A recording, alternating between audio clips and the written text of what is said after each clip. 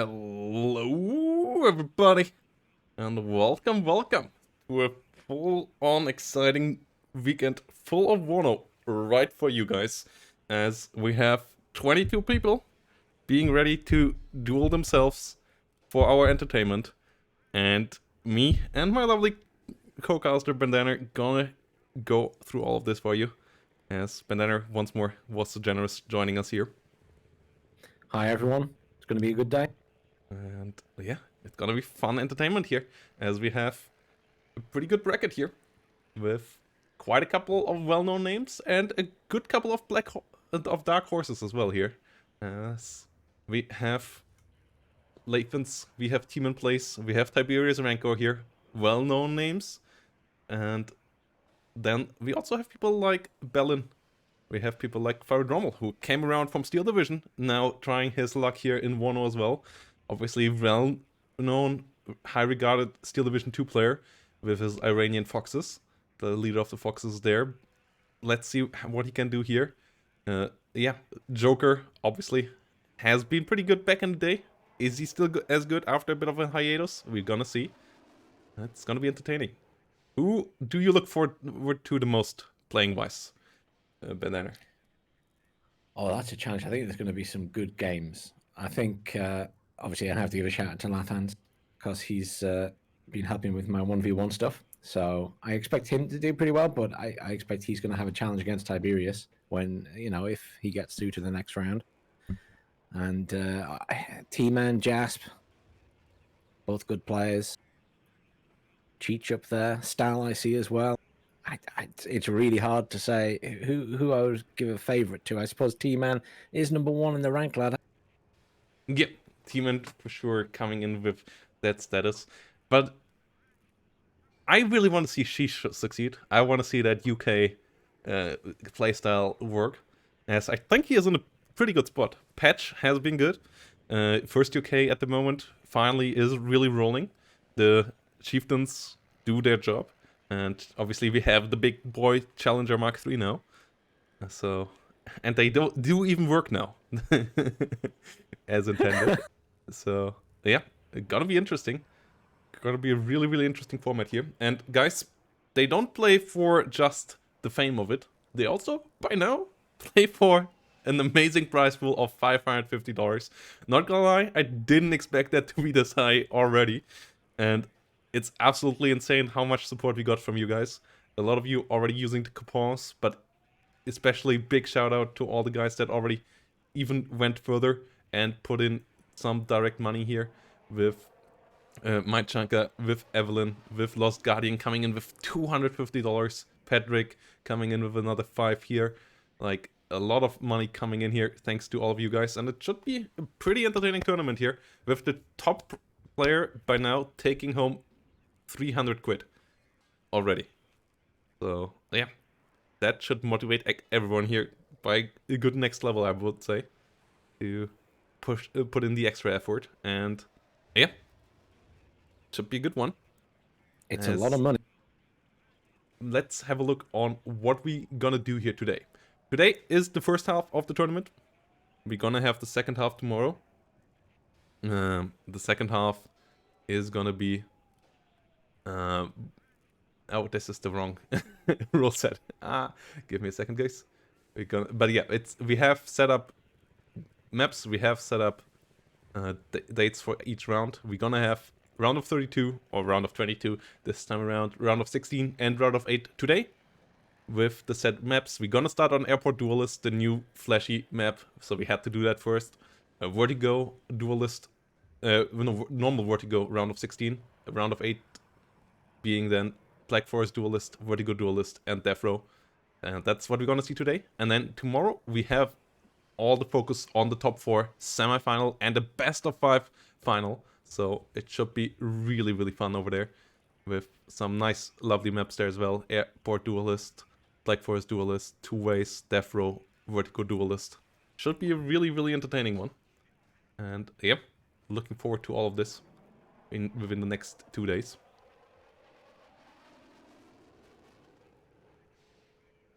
And yeah, it's going to be a good set of game.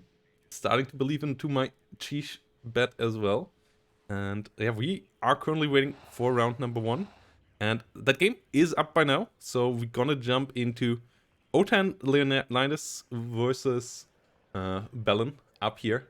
Bellen being a new player in the whole scene. Leonidas has played 1 or 2 monthlies back in the day. And I'm not quite sure if he joined the league last time around, but has been showing decent results there.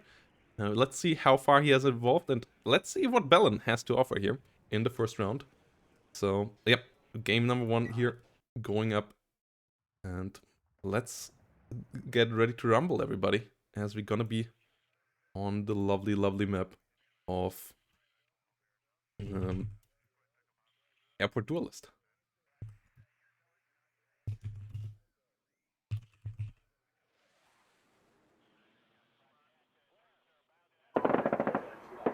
As both of the players are just at the beginning of setting up for this. And what do you like? How do you like this map so far? I know you haven't played it much in 1v1, but you have played it quite a bit in team games. So how do you like Airport? I really love this map, and I actually really like the 1v1 version. I know there's some debate as to how balanced it is, but I've played a few 1v1s on it, and I do think it's a really good map. I think it's the spacing of the buildings and the points and everything, it's very well done. If it's where they're going to go in the future, I think it's a good start and a good example of what they can achieve. In general, I like the basic layout as well. I feel like, yes, there might be some slight imbalances between the sides. I have been a relatively big advocate for changing it slightly when it comes to the zone layout, but the general fights on it feel fantastic. I fully agree there. I actually also like this map somehow from 1v1 all the way, like, way up to 10v10. So more the tactical 10v10s, or what WARNO calls tactical 10v10s. I know you don't like that term to be used there. But yeah, we also have a pretty interesting setup here between 2 relatively strong divisions, as we have 27th Motor Striker here for Bellen, whilst Leonidas is coming in with the 8th Infantry Division. So 2 divisions that have been pretty good in the past. Especially 8th obviously has a longer record. 27th's record so far not that long. And gonna be interesting to see who has it better here on this map. Yes, we have interesting Ranger setup here with the Blackhawks. Ooh, this is gonna be a big assault here by Leonidas, it seems to be. Already setting up for a push in the middle. So this is going to be fun. Yeah, I mean, holding Echo, obviously very, very important for either player. Yeah. As is Foxtrot, to be fair.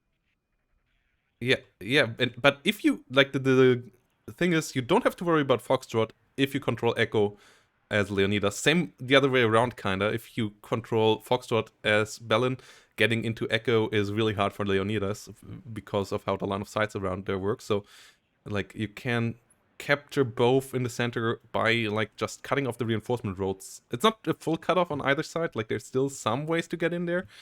Like, but it's a lot harder once that is achieved, so then you can deal with the other zone later. Big question is, how much will that Mi-24K be able to thwart that? Because it will go in that direction as well. So if they meet there, it might be that those Blackhawks will, and the Rangers inside especially, will have a pretty bad time. That's a distinct possibility. I mean, don't get me wrong, Helos have taken a little bit of a nerf in terms of a lot more can do a lot more damage to them this patch, but they're still pretty good at, you know, diverting things off their path as they try to rush in at the start. Yes, if you're on the receiving end of a helicopter ammunition, you're still having a pretty bad time. Yes, you can deal more damage to them, but Rangers themselves don't have any AA weapons. If there might be an F-16 or so coming around, that obviously could change that completely. But so far, it doesn't seem that way. We have one Stinger as the whole AA setup here for Leonidas so far, as the game is getting in motion. It's gonna be interesting how that one will go. On the other side, we have a good couple of BMP2s. We have one T-80BV for the upper part of the map as well. Whilst in the south we have a couple of smaller things set up too. And this will be a pretty bloody opener, I feel like. Like, no matter which way it goes, this won't be a slow game. No, I think it's going to be very aggressive, which is good fun. Yeah. Should be a good one to start this whole thing with. ACAFs coming around. Scouts inside. Being set up. Over here we have Nonnas. We have a good couple of Siperis. Some Conquerors M. Those things do hurt. And I like the position for that. Me-24K went really aggressively. We might have some Blackhawk versus Me-24K gun battles. Both sides not great at that. Ooh, LRS being spotted. Tried to disengage. Me-24K wasted a couple of rockets there. The LRS might actually survive that. The last couple of rockets land. Nope. The last rocket actually getting the kill there. Unfortunate for Leonidas. But yeah, good start there with the Me-24K. It wasn't devastating. The Blackhawks with the Rangers went away, but it thwarted Leonidas' attempt of easily grabbing ground. So good use there by Bellen to get that one under control. I mean, at least Leonidas saved his Rangers. It's probably more important to save them than just risk losing them completely in that situation. Yeah, the reaction there was good. Estrella 10 M3 coming up. Really dangerous AA piece as well. Has fantastic accuracy and pretty good range as well. ACAF coming around with some M150s. I like ACAFs, I like M150s, but I feel always when you combine them together, it's as they're both tracked vehicles and not going the 100 km/h on the road. I feel like you're often a bit slower on the start if you do it like that. But ACAFs in the south have come around nicely as well. And we have a good couple of fire teams here in M113s. Like, this is quite some infantry that Leonidas has ready here. Question is he going to push with it, or is he is slowly moving them up? But equally, Bellen does have quite a few units of his own ready to defend that point. Yes, and the BMP-2 AG is a really dangerous beast over here, as it doesn't just have a deadly 30mm, but it has a deadly grenade launcher next to that as well. So any infantry that comes too close gets melted within no time. So you always have to be careful against 27th with your infantry movement. Otherwise you will regret that.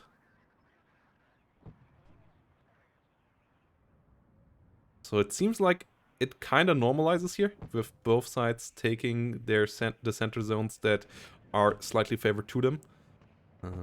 As we see Leonidas trying to take Foxtrot right now.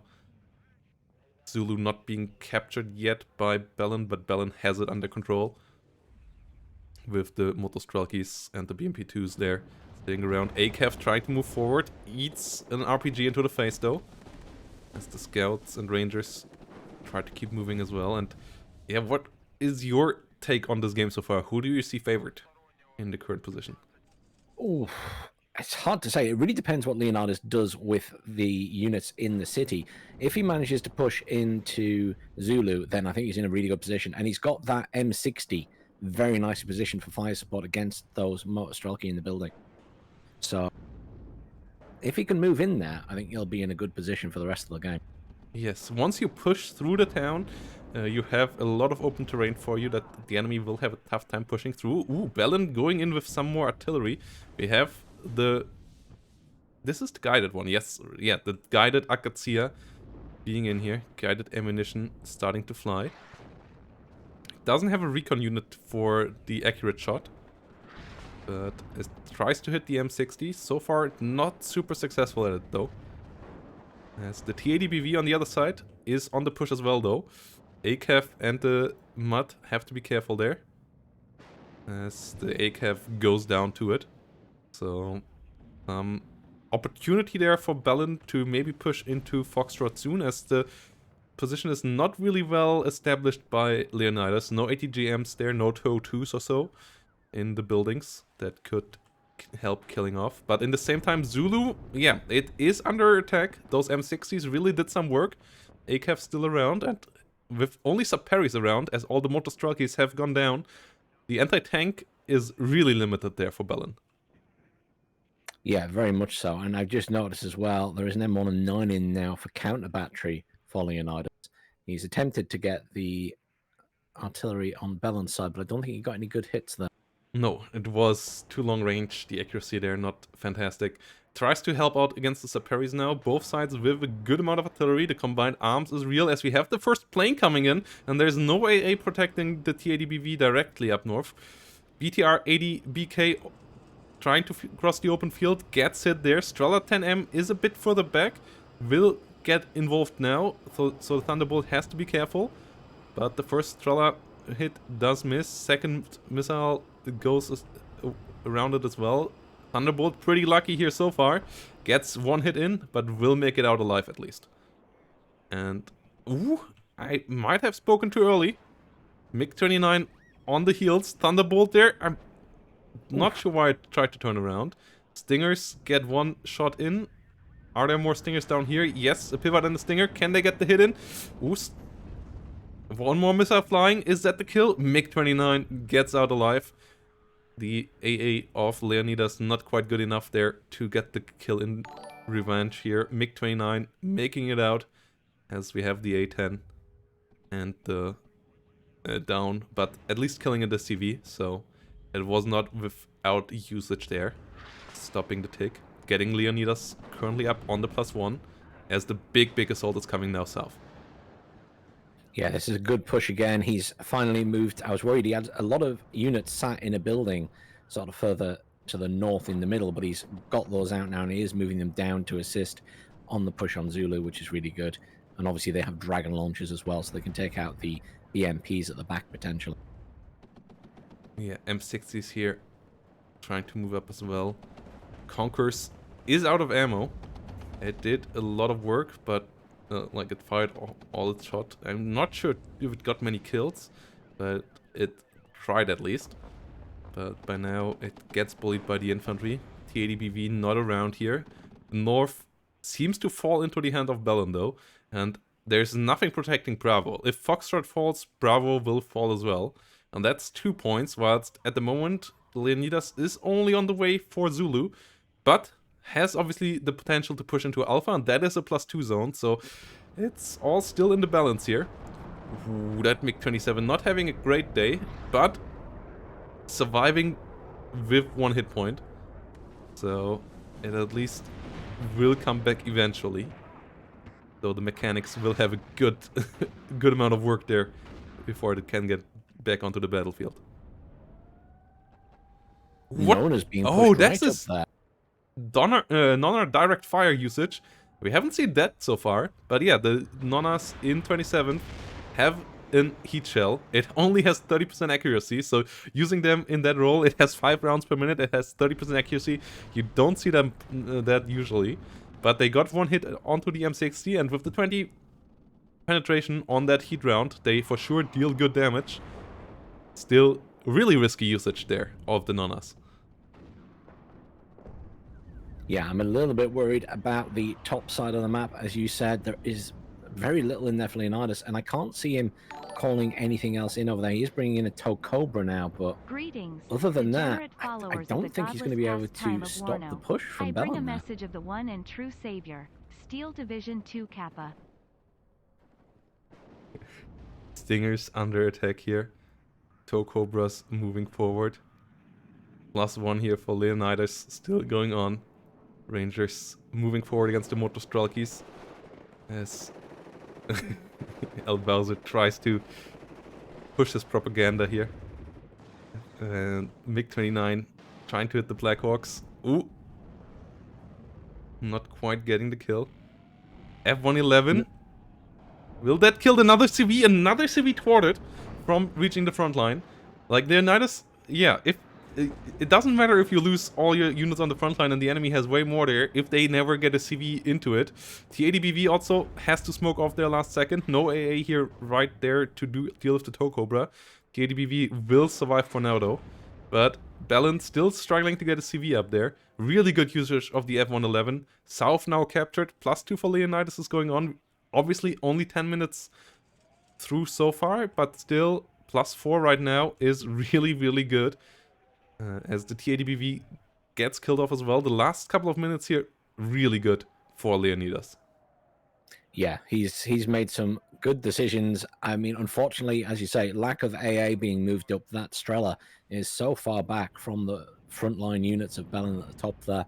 And unfortunately, I mean, he brought in that MiG-29 there to try and get the chopper, but it got shot down on its way out. It's an expensive unit to bring in for a Black Hawk.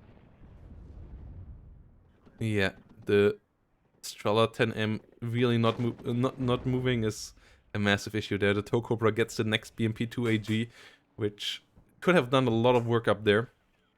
We see a couple more units moving into the south, and the BMP-2 running into an M1 Abrams. That's not what you want to see happen here. IFVs usually don't survive combat like that, as the Abrams catches it out in the open. First hit, BMP-2 nearly down. Gets a hit with the ATGM. Should smoke off now and disengage and wait for the T80BV to arrive. But no reaction there so far. M1 at least does miss another time, as the BMP-2 does get involved once more. M1 once more not able to get the hit. As the motor strikers get eaten up in the open though. ATGM hits nicely on the Hoodie M1. ADBV in a good spot. ACAV went down as well. Like, it's not over for Bellen here, but it is a pretty tough situation. Yeah, definitely. And as you said, once you get pushed out of Zulu, you've got such a lot of open ground to push through to get back into that point if you're on Bellen's side. So as long as Leonidas can continue to lock it down with some tanks, it'll be very hard for Bellen to get back in there.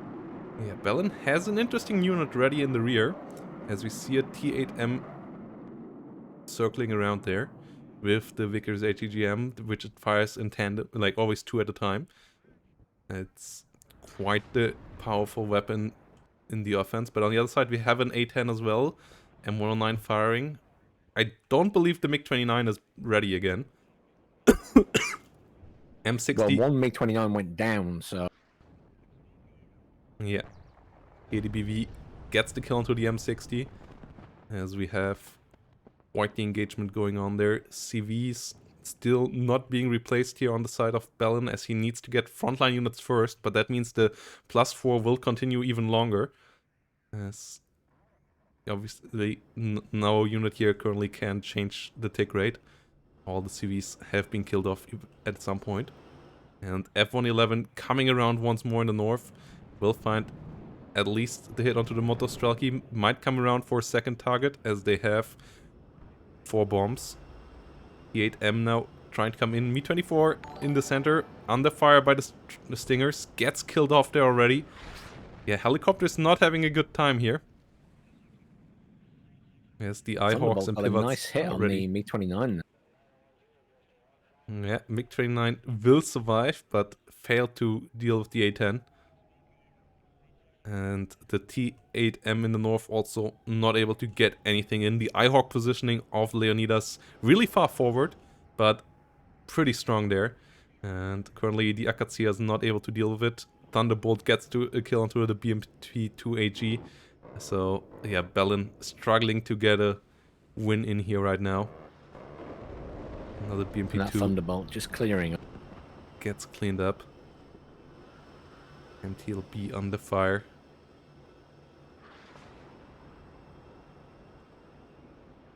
As we have Ottolini Podechki sitting in the north. M60 is rolling forward.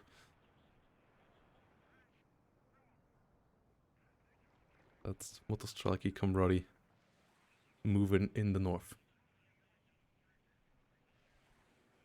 +4 here still continues to take. And Leonidas has exchanged well here, realistically. Unfortunately, Bellen's taken quite a few losses, and he's going to have to build up quite a bit to get back in, especially in places like Echo.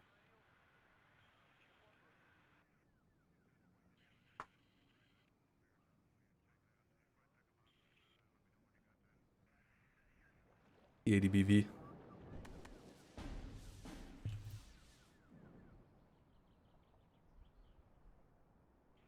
Lots of an M60 at the top there against the Prod Desert.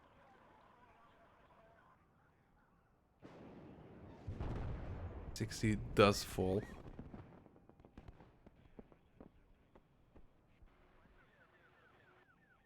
The ADVVs might be the one last thing here to bring some change, but they need protection. I would love to see some AA. ADBVKs and Tors moving forward.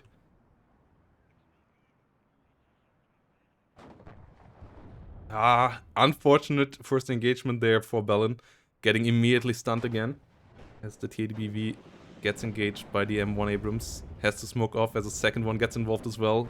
Autostrucky Maddie's there, getting a nice first hit with the ATGM, but under fire by a lot of enemies there now as well, so they will have a tough time from here on out. Should disengage again. As in the south, ADBV out in the open. Artillery flying in to try to deal some damage. Motostrelki Komrodi already down to 2 hit points. If that falls again, that's another dead CV. Currently we are at least reduced it to a +2 here. So Bellen has a bit more time, but he doesn't really have the units, and too much investment into air here without trying to clean up the Eyehawks, which is an issue. Like I feel like to trap that I've fallen into myself. Yeah, trying to deal with enemy units with airplanes always is easy early on, but in the mid game you have to be careful with it. Either you have to really focus on getting them through, and then you also have to hunt down enemy AA, use seed, use good artillery usage onto Eyehawks, and then you can use the air again, or you just have to pivot out of it and get more boots on the ground, because this way you don't really get anything done with it, and at the same time don't have enough units on the front line to hold the line, and this is really being the issue here for Bellen, as the combined arms on the ground is not good enough, as more and more planes come in here, but thanks to the insane range of the Eyehawk, they just don't do anything here. As we have 2 M109s now, and looks like Leonidas really gets the formation to just make the A move with, ready to set up here. And he's getting some good hits with his artillery on that T80BV in the center as well. And that, gets the kill. There was no smoke on that one anymore. I could see us trying to counter, but the M1's all on the move. This is not looking hot here right now for Bellen.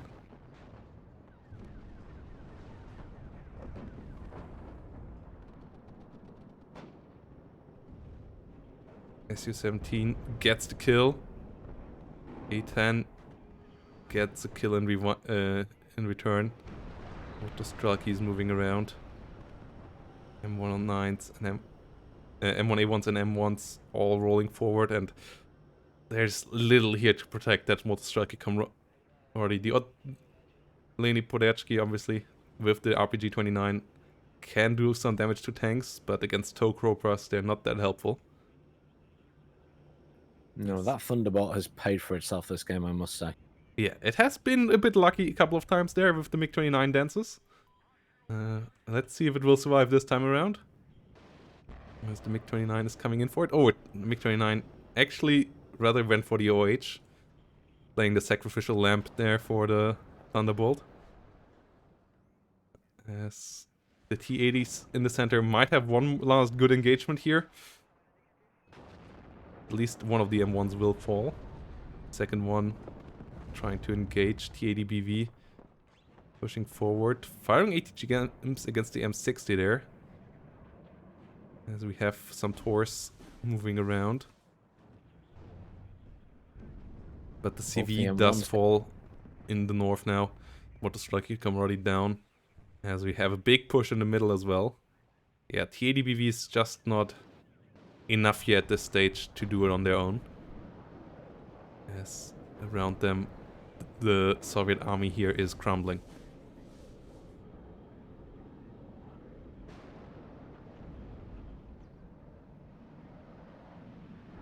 Where did that Tor missile... Did you just see that? Did you notice the Tor missile that just... that Tor missile was like, I'm out of this war, I'm joining the space program again. and just decided to send one for the moon. Equally, did you see the laser-guided bomber curve its bomb? Yeah. That was impressive. That is, but like the Tor missile just didn't start to track with anything, so it just kept in the launching process and kept going up because it lost track or something. That just really went straight up there to the moon, one over the screen. Haven't seen that one before, but I guess with the Tor launch animation, that can happen. Yes, we have the +4 again now, 2.5 minutes here, and yeah, Bellen is desperately trying to get the units on the front line, but it's just not enough left here on the battlefield. This one seems like Leonidas has this one secured here now. Strela tries to get the Toe Cobra. Should be able to secure the kill there. As the Toe Cobra is struggling to stay afloat. Can go down last second here. It was just on the edge of the Strela 10M's 3 range. MiG-29 still wants to get the hunt down. Is trying to find the strafe, but doesn't have any line of sight. And is now flying into iHawk range again. Oh no, iHawk gets the hit. Pivot does the finishing. Pivots at the moment really overperforming. Fantastic little beasts for their price. In general, obviously Spock pretty solid now. And yeah, Pivot most likely the best of that family. Maybe together with the Gepard. Yeah, I think in damage potential, it's those two. And in terms of price versus performance, the Pivads probably takes it. Yeah. T8M coming in here with the Vickers. As 1 minute is left. Gets a good hit here. But not quite a kill on the M1, A1. With its Vickers ATGMs.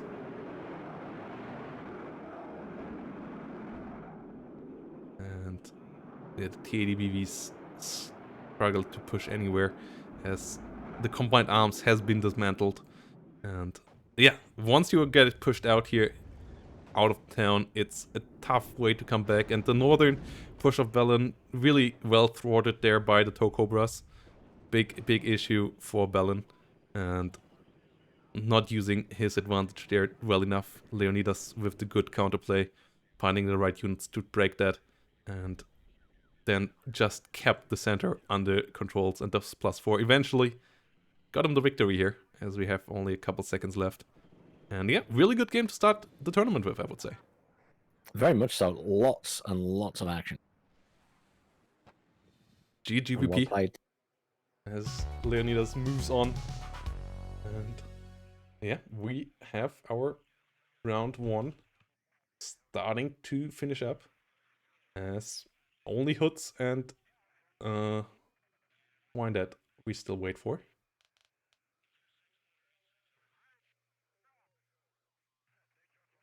And yeah, replay still has to be provided there. CHR is correct on that one.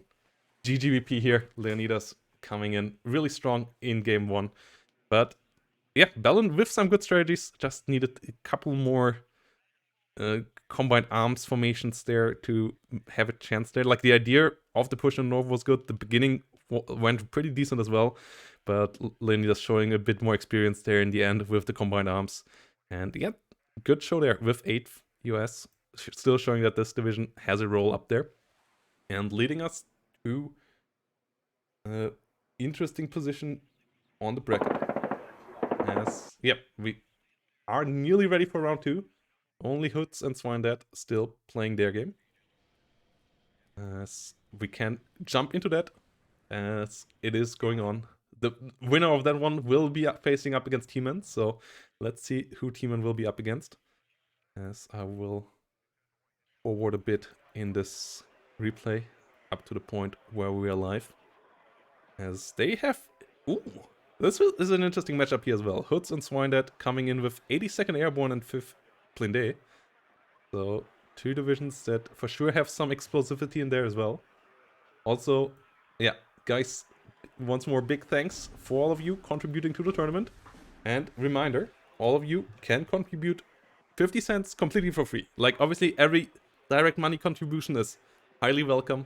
We love, and yeah, it's fantastic to see that we already got so much money through that. But you can also add 50 cents just by clicking these claim code buttons here on the side. Yeah. The Linkin Park poster is still up there, proudly swinging. And also, guys, give Bandana some love. Go over there, leave some Twitch Prime subs over there, leave some follows on the Twitch and the YouTube if you want to hear some more lovely English voice in your life. And I know we all need more lovely sounding It's English all for the voices in our accent. life. It's all for the accent. People come. The content's garbage, but people come for the voice. Well, I wouldn't say that, but the voice is what levels it up onto the next level. Out of really good content to fantastic content. Yes. Protoss, are there still spaces left for the WARNO League? Yes, WARNO League still has some spaces. We still have 3 spaces. Well, if you sign up Bandana, it's only 2 spaces, but still 3 more spaces to fill. We will announce the groups and all tomorrow on stream. And yeah, it's really looking hot. And once more, League is for everybody, as we have 3 different divisions for it on the League. We have a bracket for the beginners, for the intermediates, and for the top level players. Everybody will have good matches there, and we will have a nice long format over the next 2 months here, coming up in the finals in mid and end of December. So hope to see you all there. WARNO League Season 0.5, 48 players battling it out. Should be really, really fun. And yeah, if you are interested to join, come in and get there. Well, I mean, we kind of would have to put in Division 1, right? So that he could face Vulcan for that streamer duel. So I could be crushed immediately. No, yeah, but it would be lovely to have in there as well as yeah, Vulcan bully, obviously. Obviously, Vulcan is bully. Always has been. As we When I can finally beat Lathans, then we'll talk about Division 1. Okay. So you only start to compete when you are already the best. Okay. Yeah, I got to get to rank 1 first in the ladder, and then join the tournament. Yeah, but then we would only have 1 participant at any given moment.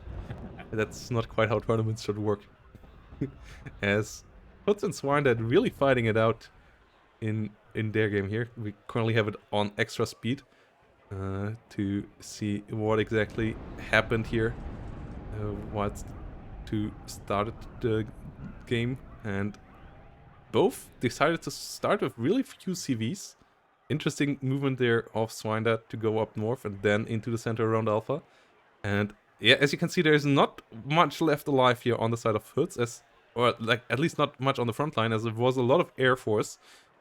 And a good couple of units killed on both sides as well. Mistral here, getting some nice kills. Yes, Airbornes over here did fight it out nicely. Hoodz able to capture the whole north, but not able to push through. And not able to get a CV in just yet as well. On the way with it now though. The AMX-30 here could move over. AMX-10 RC still really good guns on the fast chassis with decent stealth and decent optics. Quite annoying to deal with.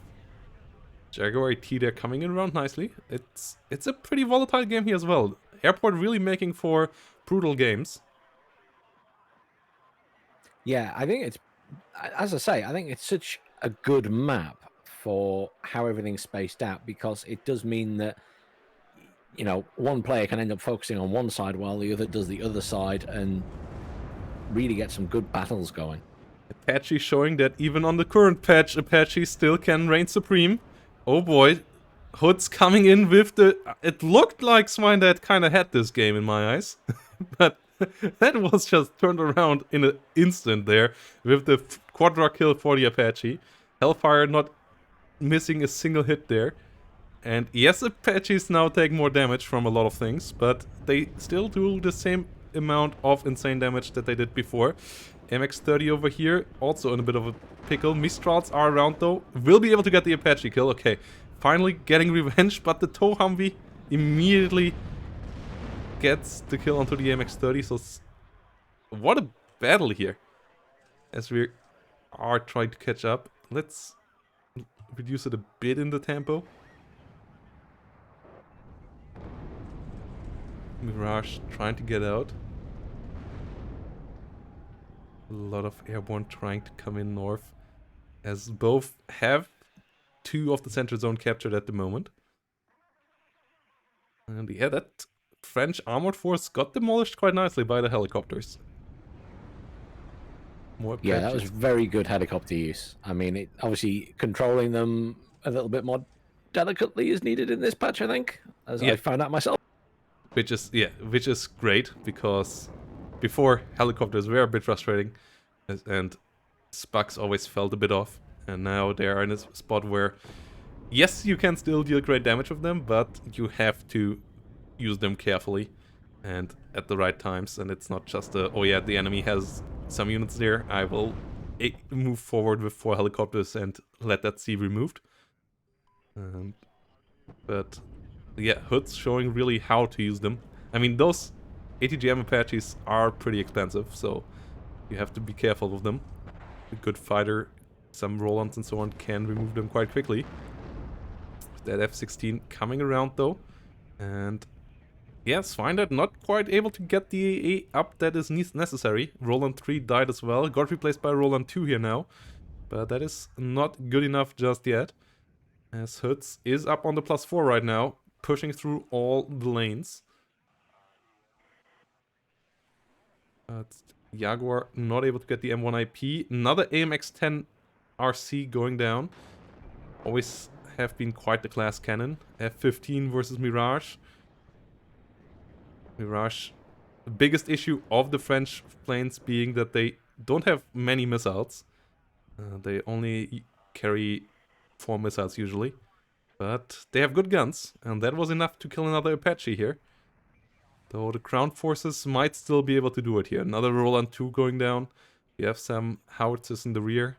And the Bradleys and tow Humvees are in pretty good spots here.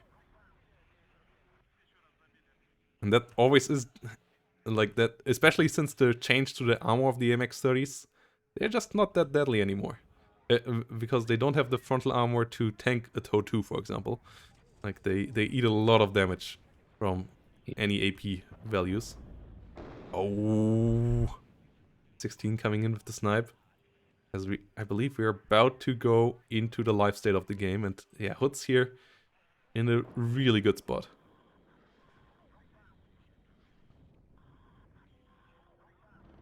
Interestingly, again, we're in the situation where Bravo is completely empty, other than a scout. Yeah, because Foxtrot kind of shields Bravo quite decently, but like at least you usually should. You could still sneak around onto it though. I have seen that a couple of times, but Yeah. it isn't a common occurrence.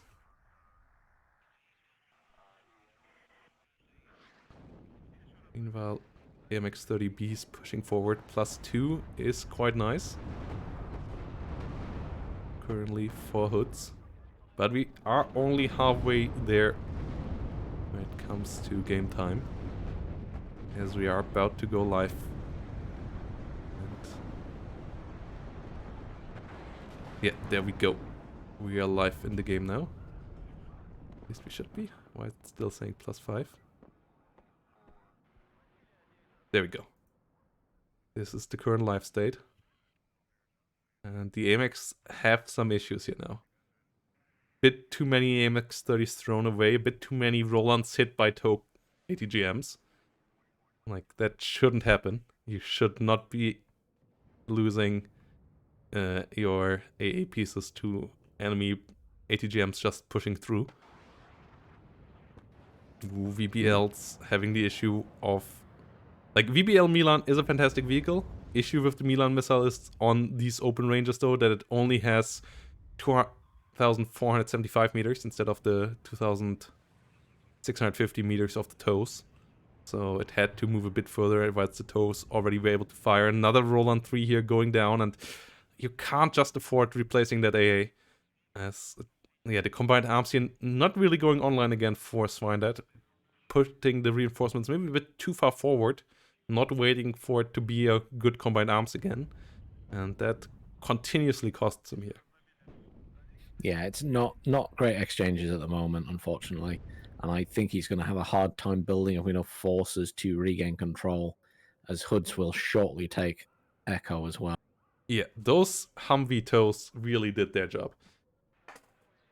M35 supply coming around, trying to get the resupply run in here. I think people often underestimate the Humvee tows and the other ATGM Jeeps. They can be very, very useful. Napalm coming in, getting the hit, getting the kill.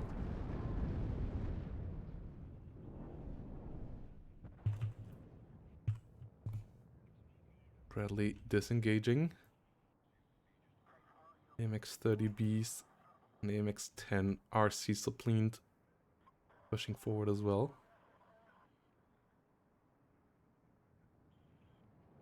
A lot more MX-30 B2s coming in, going very heavy on the tanks here. Yeah, but issue is the ATGMs that hit them from afar. Tow 2s just hit them like a truck. They are really perfectly made to kill AMX-30s. Just like the Americans might have thought, oh, what if those Frenchies betray us again? And start to become communist after all. What if they follow their left-wing side after all? Because it seems like it's a match made in heaven there. Tow 2 versus AMX-30. Like, those just don't hold up well at all. M1 IP trying to get a hit in. Yeah, I'd say the use of tows, be it on Humvees, Bradleys, or indeed just the infantry squads, really good use here by Hoodz. Yeah, and it's only 1 minute 54 here now till this game will be won by Hoodz, unless Swinedad can get a CV somewhere, and there is just no CV on the battlefield right now. So even if one would be brought in now, it would struggle to get to the front line in time. So it seems like Hoodz will take this one home. AMX-30B trying to get a hit in, but yeah, the Tow 2 is really doing a fantastic job here. Not quite getting the hit this time around though. AMX-30 able to get the shot in.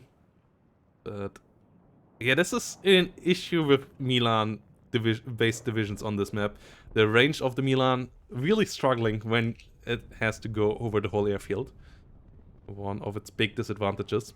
As otherwise Milan 2 obviously hits really hard. 24 penetration is fantastic, but the range disadvantage is quite problematic in those ATGM versus ATGM fights.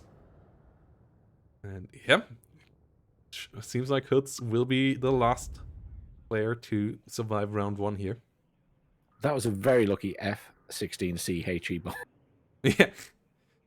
Yeah, Mistrals and Rolands not quite wanting to connect there. Another Roland coming in the north. That F-16 really should go home. Yeah.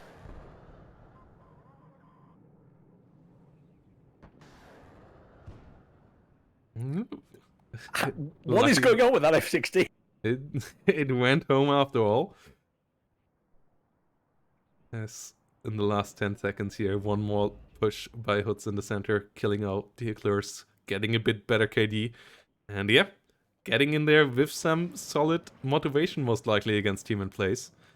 As that will be quite the matchup here in round 2 for Hoodz. Indeed. GGVP. Well played. Good game, Really good start by Swinedad, but that single Apache in the south turned this game 180 degrees in my eyes. And from there on out, Swinedad was not able to recover, always a bit too far forward with the deployment, and that got punished time and again here. Really well done with the 82nd. Yeah. Well done here by Hoodz, getting in and getting us to the final round 2 bracket. Yes. We have 16 players here now. Cheech versus Leonidas, Eclipse versus Stahlbrecher, Jasp versus... I have no idea how to pronounce that in Russian. 200, Pro Commute, Tmanplays versus Hoodz, Evelyn versus Xi Jinping, God Hates Weeps versus Pivot, and Tiberius Rancor versus Sibirjak, and Lathans versus Joker. And I feel like that is a game that we should have our eye on. Yeah, I think that'll be a good match. Thanks there, chat. So yeah, it's Crits 200. Okay. Gonna go in with... gonna ask Lathans to put it on spectator, as that will be a perfect round 2 game here. And yeah, we will give you a short break, guys. Gives you perfect time to go over to Matcherino to put in the money, and then go over to Bandana's channel and leave a like and a follow and a subscribe.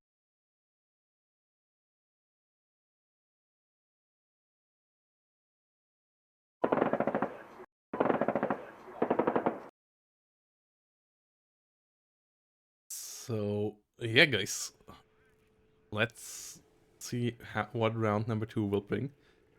Nice, and nice to see Neon Mage coming in there for the league.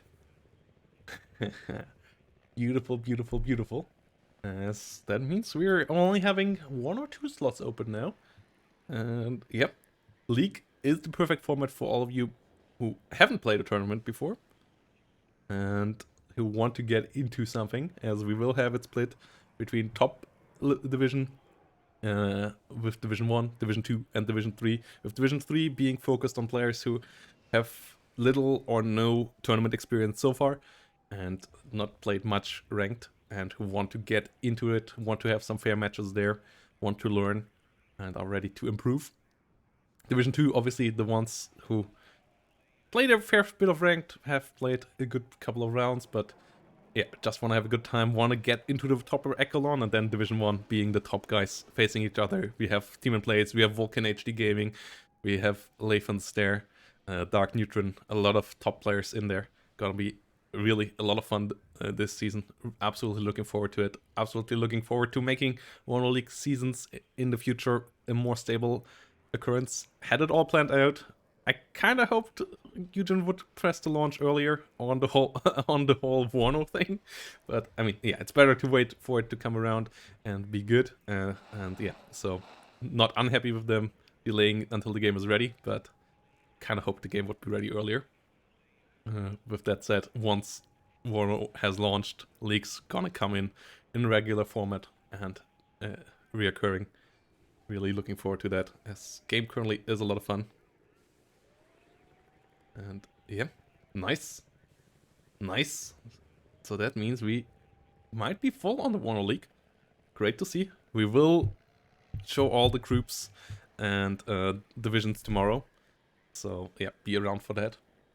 Should be fun as well. And yeah, in the meantime, guys, whilst we're waiting for Lathans and and Joker to set up the game, as we're gonna jump into that one in round 2, you can still go over here to Matcherino, click that contribute, claim code button to contribute 25 cents to the prize pool for all of these lovely people doing these games for us and giving us this entertainment. As the top player will take 60% of it, second place will 20, and third and fourth place each will take 10%, which by now is already $50 if you make it into day 2. So yeah, that's just lovely. Like when I started all of this in SD Normandy 44, didn't expect we would ever pull such prize money here. It's much appreciated. We're gonna go WARNO League 0.9 then, or 9.99. Well, we're gonna see. Let's see how many more 0 point something leagues we have to do until WARNO releases. Yeah. We're going to do 0.9, then 0.99, then 0.999. Yeah, exactly. I mean, we jumped over the 0.25, right? Like, we had Warner League Season 0. We were already at 0.5. Okay, yeah. Yeah, 0.875. Yeah, okay, that makes sense as well. But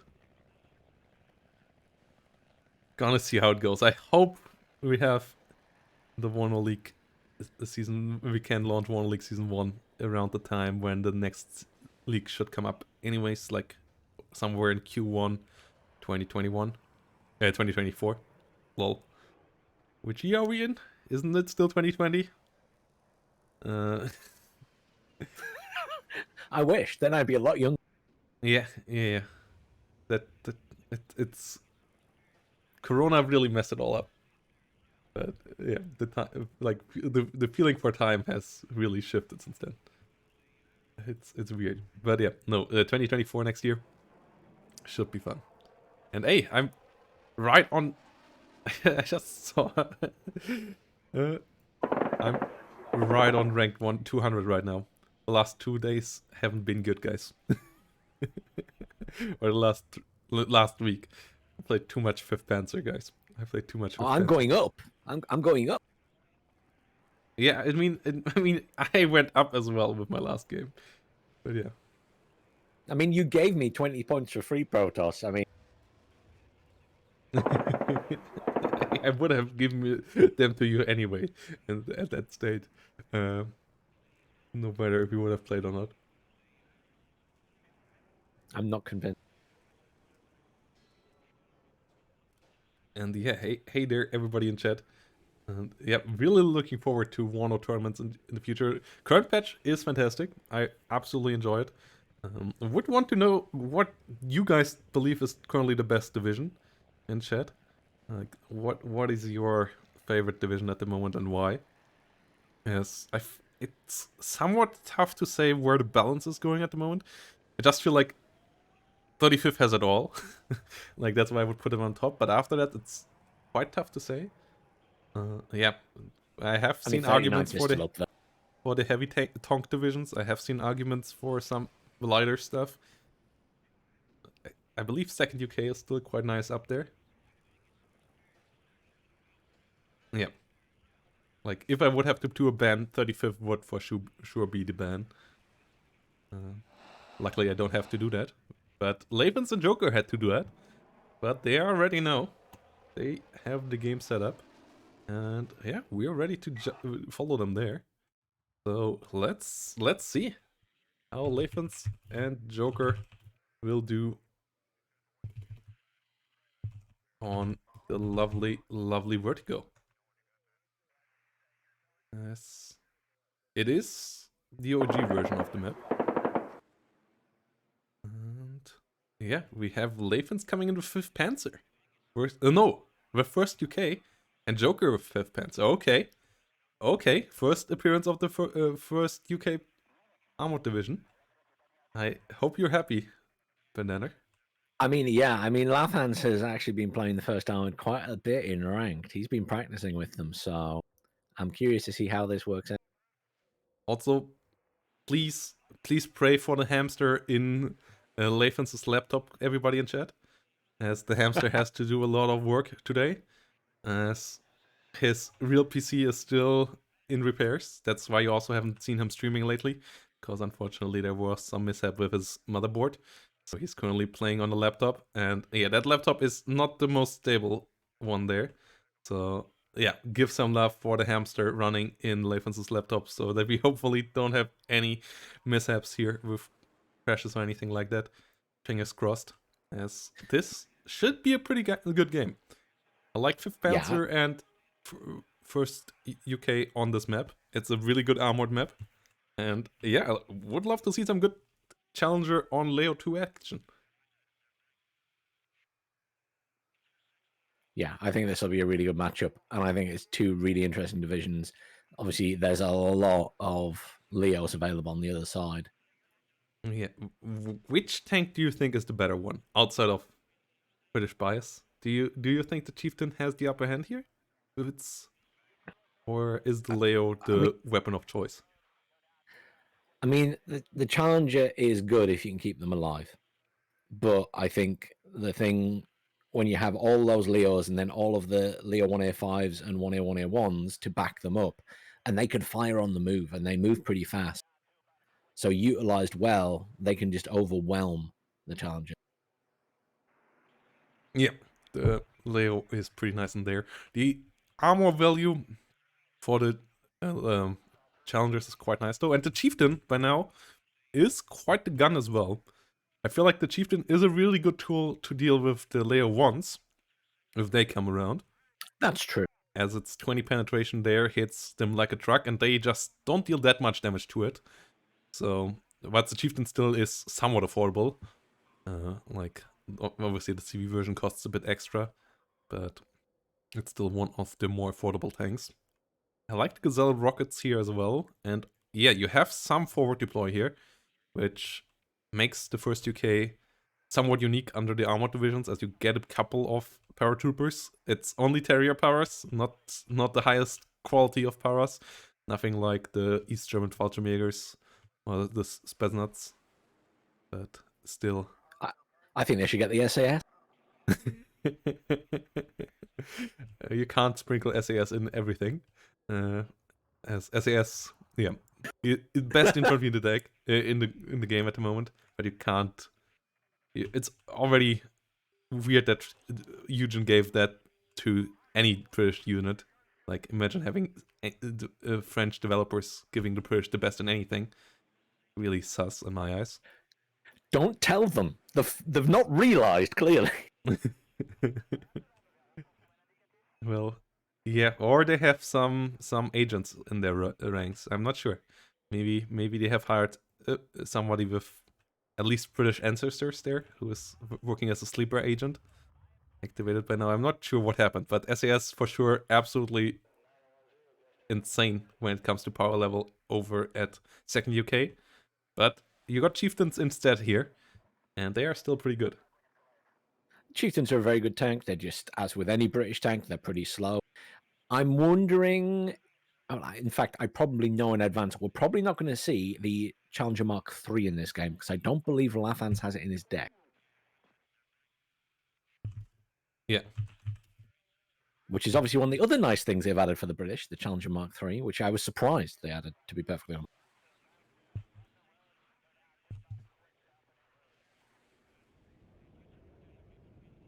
Area Para, Carl Gustav coming up in the south.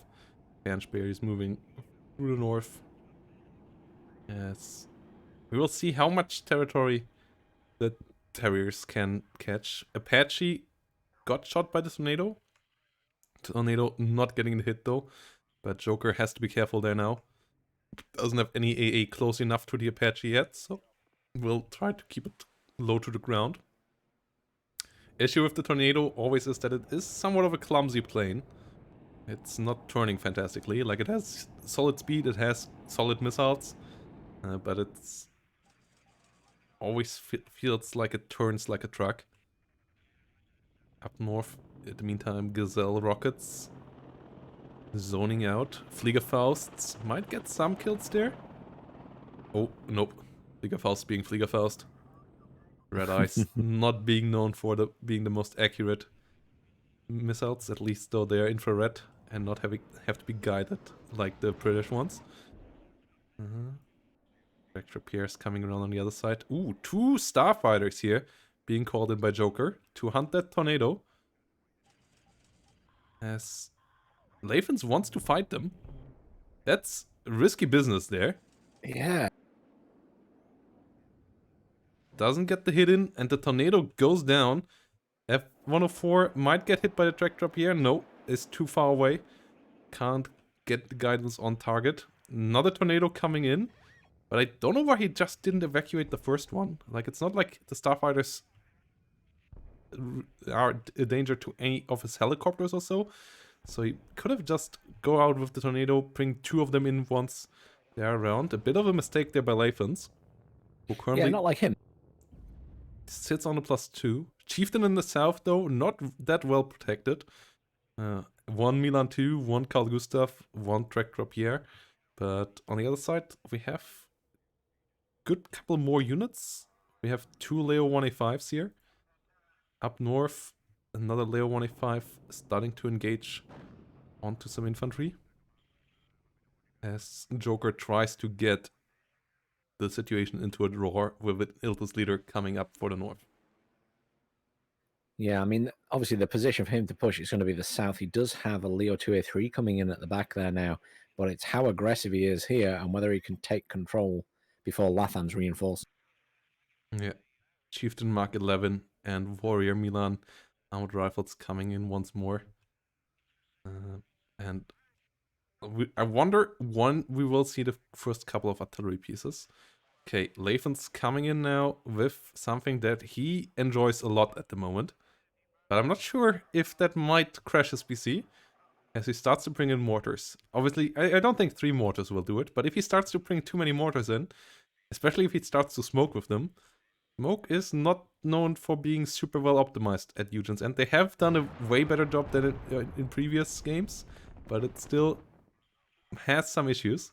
Well, I mean, he's playing through GeForce now, so technically the work's being done there. It just depends how much he lags from the video at his end. Okay. He just gets disconnected. Being shot here, SAS patrol engaging.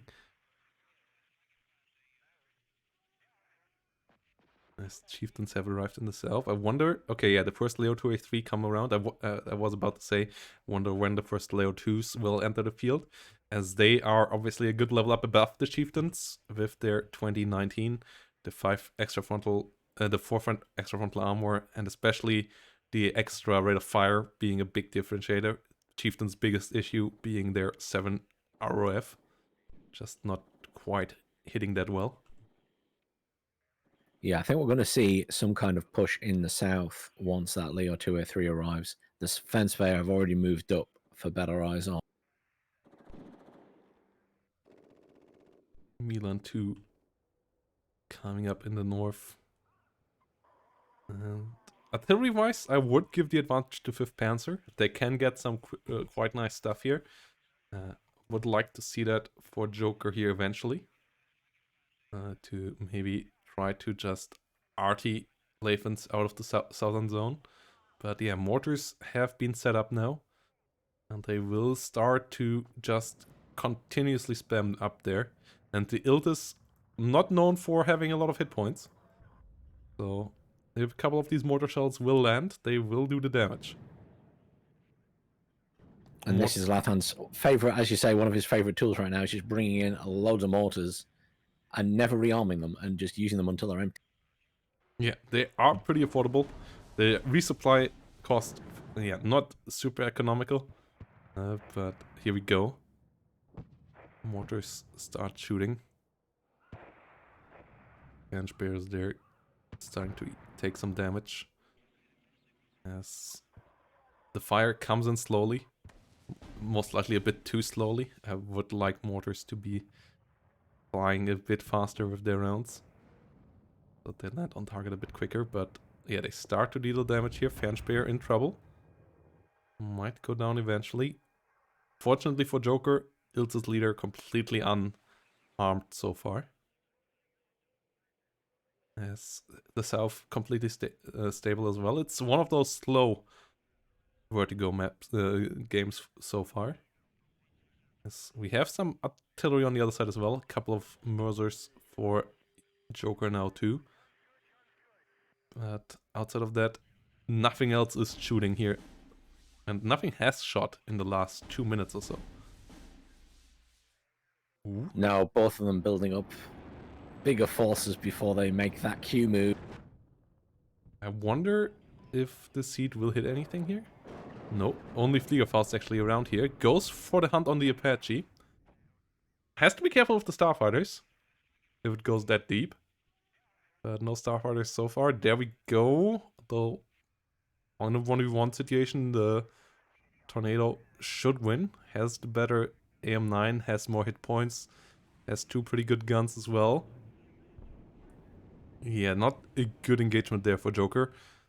Tornado number 2 comes around as well. This one having long-range air-to-air missiles, but the super temps just not want to hit. as the Starfighter makes it out alive. Next one coming in there. Trip feeding Starfighters is not a good idea. You always want to use them in pairs or even triplets, as they just don't have the damage output on their own, and it's too easy to shut them down, and then you have no damage output at all anymore. So wouldn't do that if I would be Joker. Gepard in the south is turned off though. League of Fausts trying to find some hits. Not really successful there just yet though. Jaguar. What is it going for? Oh, it's directly going for the Leo. Leo going down to half-life there.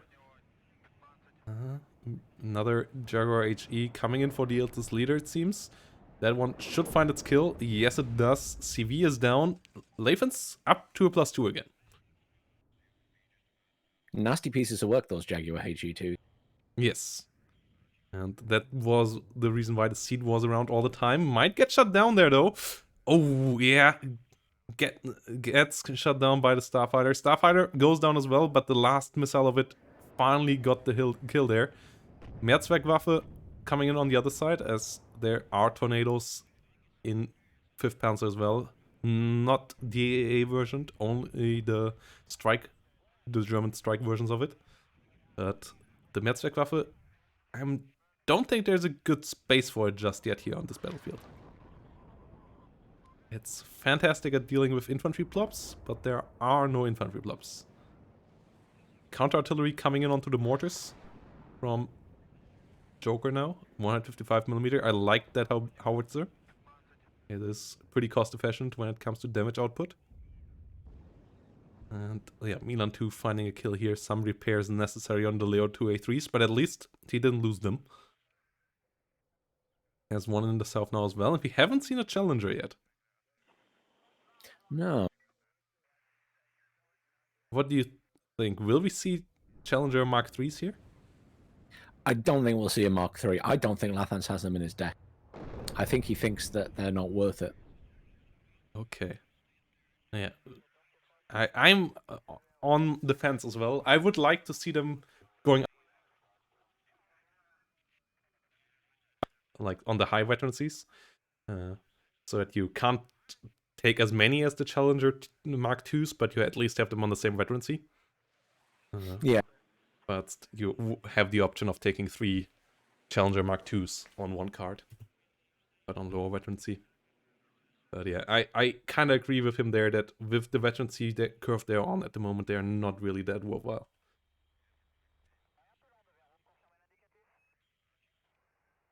Milan 2 sitting here. Though with heavy armor, the extra hit points start to become quite relevant.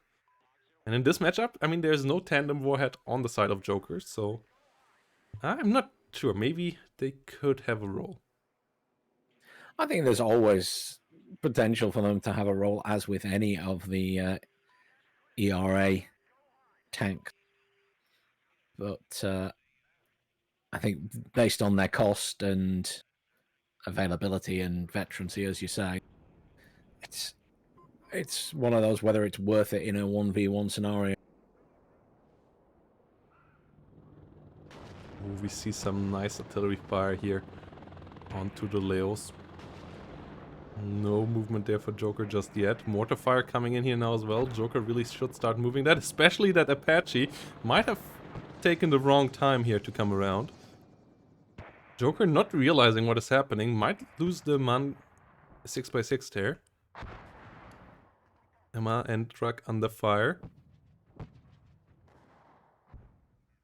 I mean, I think here to some extent, Lathans isn't even bothered about killing that Leo 2A3. He just wants to keep it out of the fight. Yeah. Leo 1A5's moving around here. Lathans up with 369 to 29 points so far. Is a decent lead, but on this version of Vertigo, it's not massive, as there are a lot of points on this map to be taken. M109's firing from the rear now, trying to hit the Iltis leader again. And so far, Joker not able to use his Leos at all.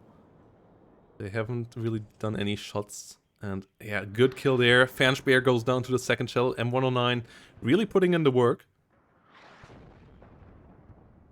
Whilst the artillery of Joker is still counter-batterying. I'm not a big fan of counter-batterying in 1v1. Like, most of the players are good enough to move their artillery.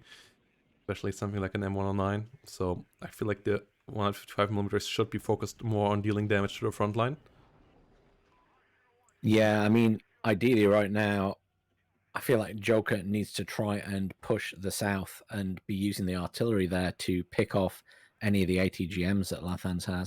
Yeah, the Milan 2s currently are the prime targets. Not just in the south, but also in the north. If the two Milan 2s would be killed off, then Joker could push with the Leo 2A3s there as well.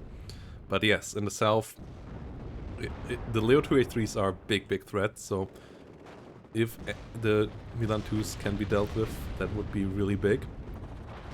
Leo's now rolling forward, not finding any hits just yet. One hit against the Chieftain.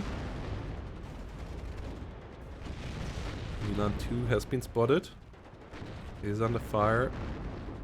Will go down most likely. There we go. Chieftain had to smoke off as well. Leo 2A3s here still doing well, but Joker doesn't want to risk it. Two Jaguar and Tornadoes coming around with the bombs. Leo 2A3 down. Iltis leader goes down as well to the second one. A lot of bombardment there. F104 not able to come around, and the setup here of Joker not good enough either. And it seems like Lathans takes the victory here. Yep. Joker coming in with the surrender there. And Lathans does take it home. Moves on to the round of 8 here. In a pretty quick victory on Vertigo. And yeah, strong show there. I like the Air Force. I for myself never make those tornadoes work. So it's nice to see Lathans doing a good job with them there. Yeah, commiserations, Joker. It's just well played by Lathans, especially with his Jaguars. Again, that's the second game I've seen recently where they've been used very effectively. Yeah, the Jaguar really strong, but especially the tornadoes also coming in with some good runs there. Oh, yeah. Joker not quite having the AA setup that was necessary there. Squandering some of the F104s after the first nice kill on the tornado there as well. And yeah, just got punished for all of this. CV's a bit too open. Artillery and bombs had an easy time there. And Lathans taking the victory here. Will move on to the round of 8. And that means we have a couple of other games to check out before the next round starts, as there should be a good couple of games ongoing. And we kind of have a free pick here, guys. Let me know in chat which of these you want to see. Sibirjak versus Rancor, Pibat versus God Hates Reaps, Starbrecher versus Eclipse, Tmanplays versus Hoodz. A lot of games going on here. Okay, let's go with the first one then. Let's find the opponent for Lathans. Sibirjak versus Tiberius Rancor. Yes, yeah, that round of 8 game will be an interesting one. Yes. We have some results from the other games as well here. In the meantime, Cheesh did win against Leonidas. Was kind of expected, though Leonidas looked good in that first game as well. But yeah, Cheesh currently really on the up and coming in my eyes. Kind of the favorite in the upper part of the bracket up until the semifinal. Like Starbrecher and Eclipse, I'm not sure if they have it in them. I feel like Cheesh will be the favorite in this best of 3 as well. And then, yeah, Timon obviously here versus Hoodz, the favorite as well. Jasp had decent results in the past, but I feel like Timon at the moment just in such a good shape that it will be tough there. And all of this here will be interesting as well. But let's see what Tiberius can do in the meantime. Yes, Tiberius around with 39 fear. Versus Sibirjak with 82nd Airborne.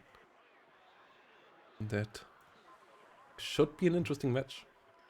As 39 is fantastic on this map, but 82nd can sometimes really grab enough ground to make it a pain for any other division on this map to get enough points in time.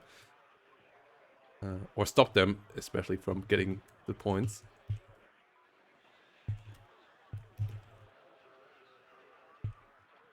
So, this should be an interesting one. I don't know Sibirjak. No, he's a new name. Okay. He has been active typing, and he's hyped for all the events, but he hasn't played in any of the previous tournaments. So, it will be interesting to see what happens here.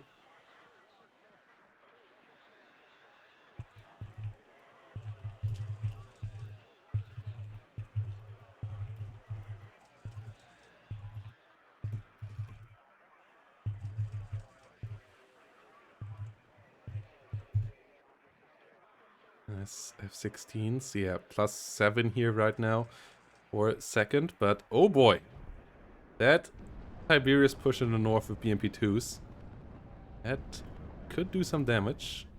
One of them gets killed off by the F-16 with ATGMs.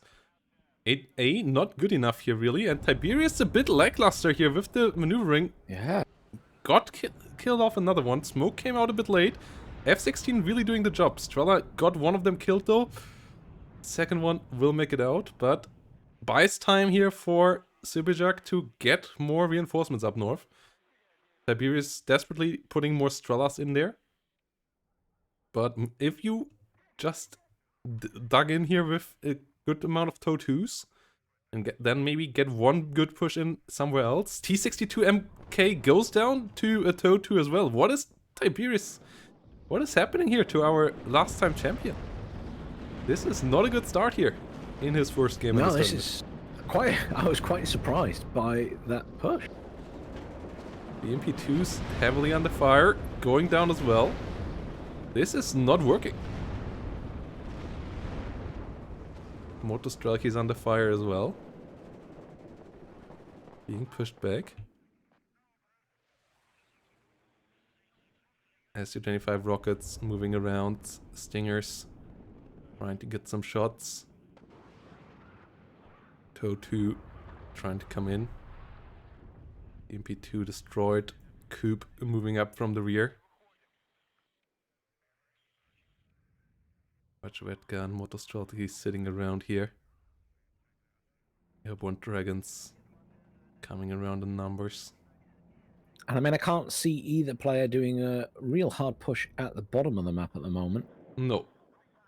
But Sibirjak already at 700 points now, using the airborne quite nicely here, and he is entrenched well. That BMP2 push is dead, and yeah, Tiberius kind of needs a push in the south now to buy time in my eyes. Well, it's still 15 minutes till victory here for Sibirjak with the +2, but it will take a good while to soften up the north. Uragan doing a fantastic job. BMP2s and BMP3s, as I said, on this map can be really good, but not if you let them run into ATGMs like that.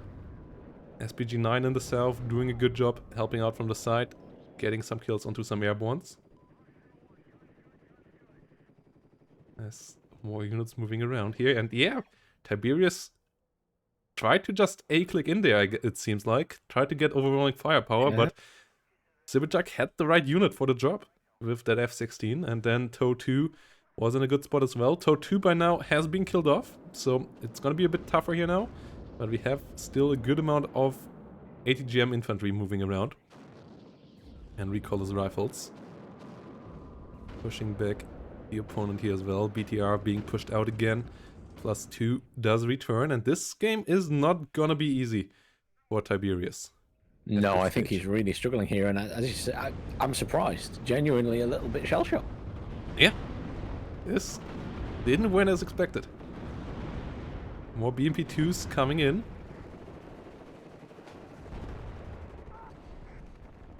'82nd, obviously, helicopters having a bit of a harder time, but a couple of Apaches here in the rear would still be nice. ATGMs coming around, gets the next BTR killed. Another CV here going down for Tiberius, meaning that the +2 will continue for at least a good while longer. BMP2s finally start to deal the damage together with Me-24 here. Su-25 rocket trying to come in, gets some kills there, but gets killed off as well. And yeah, Strelas in the north protecting the V-24V. Stingers get a hit in there. We have an Avenger around as well. Stinger's not getting another shot off. TOW2 though, killing BMPs. And without the BMPs, these motor strikers won't cross this. Another BMP going down, even with infantry inside. What is happening here to Tiberius? This is not the game that we expected out of the current champion. This, like, really good start from Sibirjak, doing what 82nd needs to do on the map. Bottom with infantry as well by Tiberius. But yeah, the infantry not working out. Southland push now here with Motostrelki. Zero gun coming in nicely. This could change this all quite a bit, but there is a TOW2, there is an M1IP. The BMP2s won't have an easy time crossing. Euroguns fire still coming in, finding the CV. It moved in a bit too early, as the Euroguns do a fantastic job here cleaning up. But BMP2s all down, so the Motostrelkis are on their own. They will make it in, but they won't capture much. What's on the other side? We have a little bird swarm coming in. Cobras coming in with all of this as well. And yeah, another kill onto a MiG-29. It gets the kill onto the M1IP, but that's still a fantastic trade there in my eyes for Sibirjak.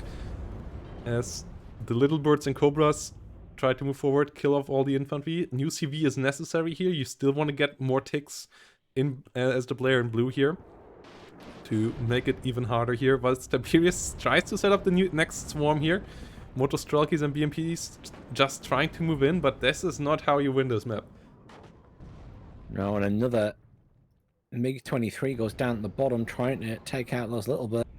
And then Command's down at the bottom. F-16 coming in with the swing. Strelas and BMPs not around in time. Really good usage of the F-16ATs. F-16AT, absolute MVP so far in this game. And yeah, once this CV Sheridan arrives, it's a +4 for Sibirjak, which really puts a bad timer there on Tiberius to turn this all around. BMP2's all down once more. Infantry here doing a fantastic job, and it all looked a bit rushed here. Maybe not quite taking the enemy serious enough, and yeah, paying the consequences here right now.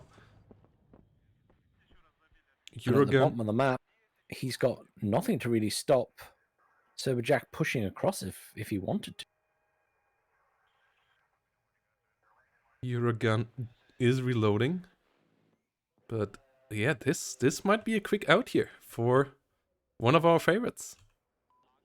And might create a new dark horse for a deep run. Indeed. With Sibirjak, because like that 82nd gameplay looks absolutely fine. M1IP moving forward, needs to get repaired.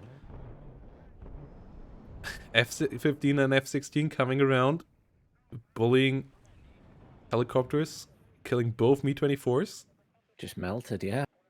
+2 still going on, and yes, it's still 23 minutes remaining, but there's nothing on the battlefield here at this point for Tiberius. And yeah, the Eurogun can do good jobs, but it can't do that much, I believe.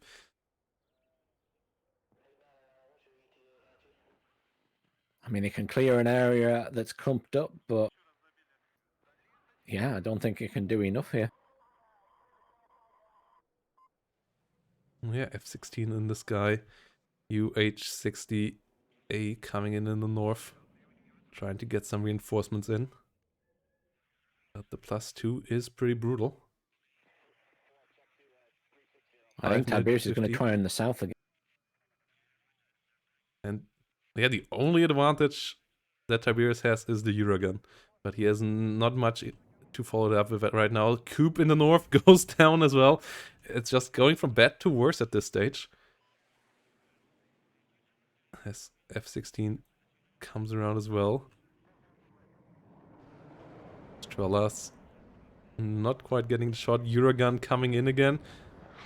Will do fantastic damage against all the infantry here.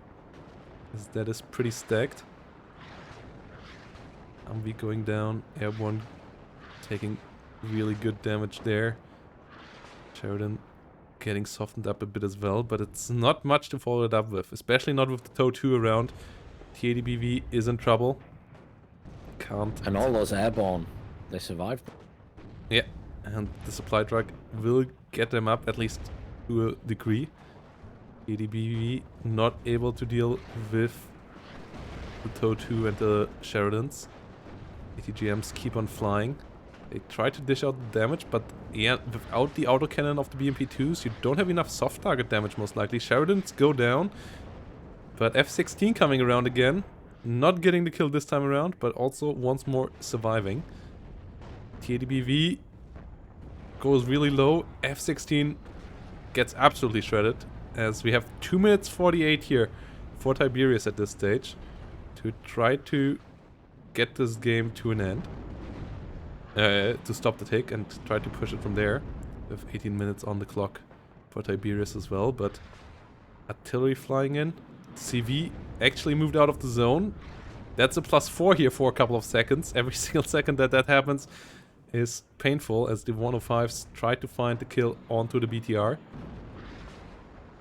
Opening up fire against a lot of other targets at the same time.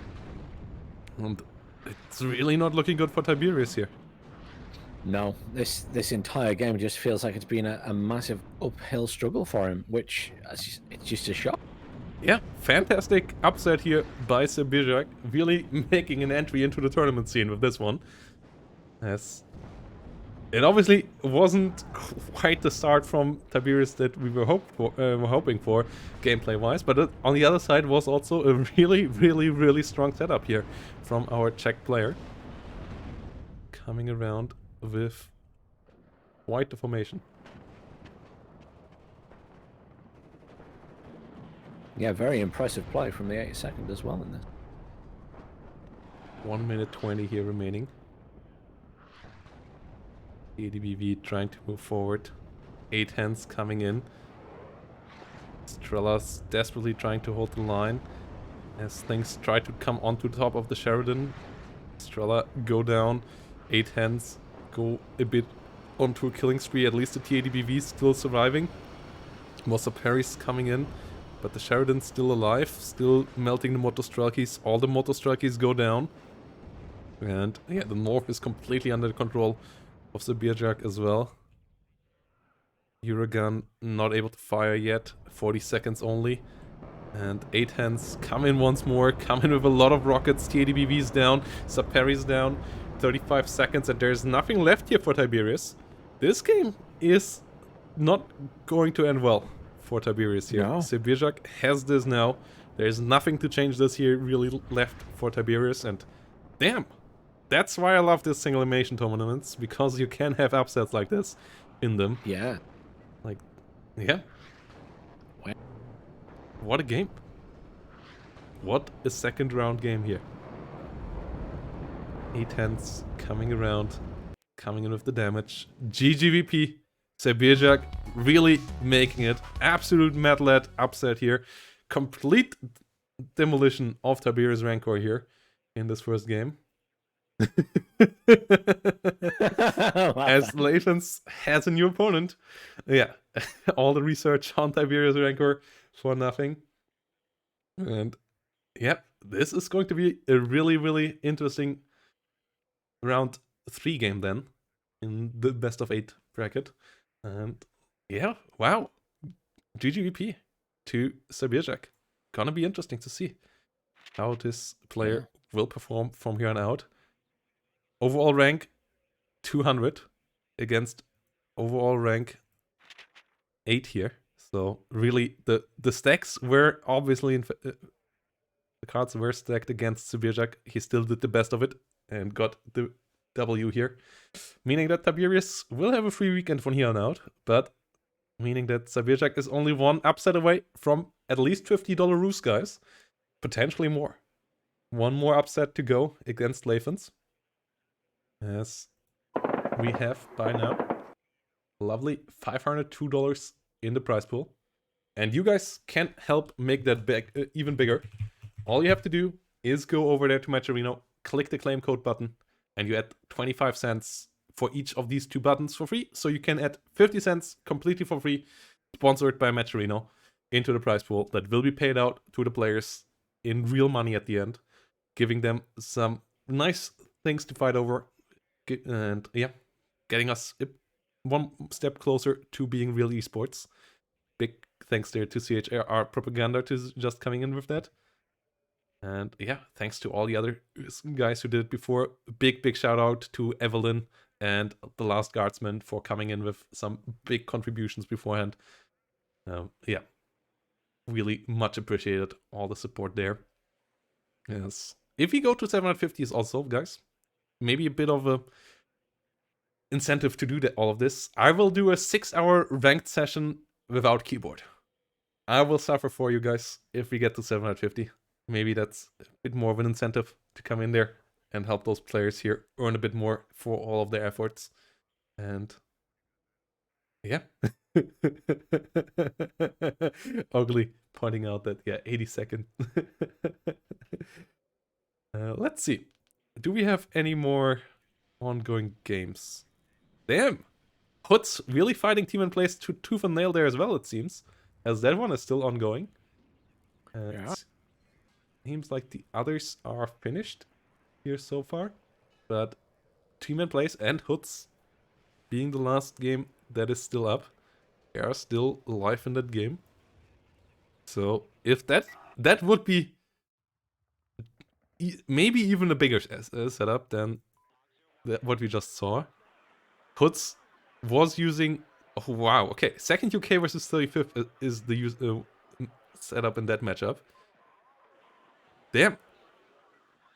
Are we playing complete wild stuff here? Potential.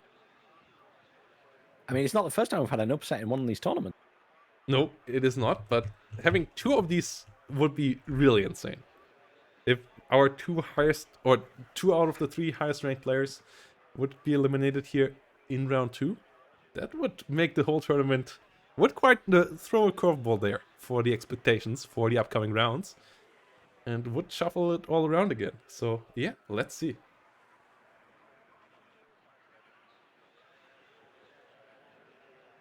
Let's see how this all goes.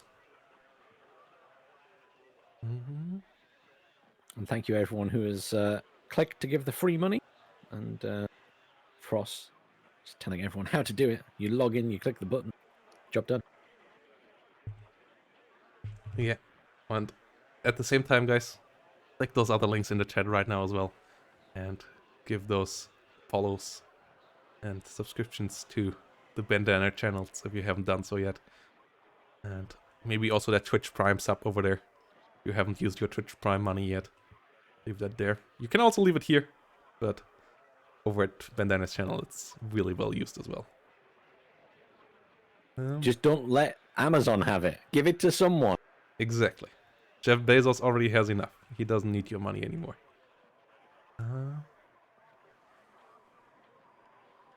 This matchup should be quite interesting as well. I'm currently going through the setup in the fastest speed possible. As Hoodz, yeah, second UK versus like 35th. I'm surprised that both of these divisions survived banning, as they are really highly regarded, and I feel like Vertigo is a good map for both of these.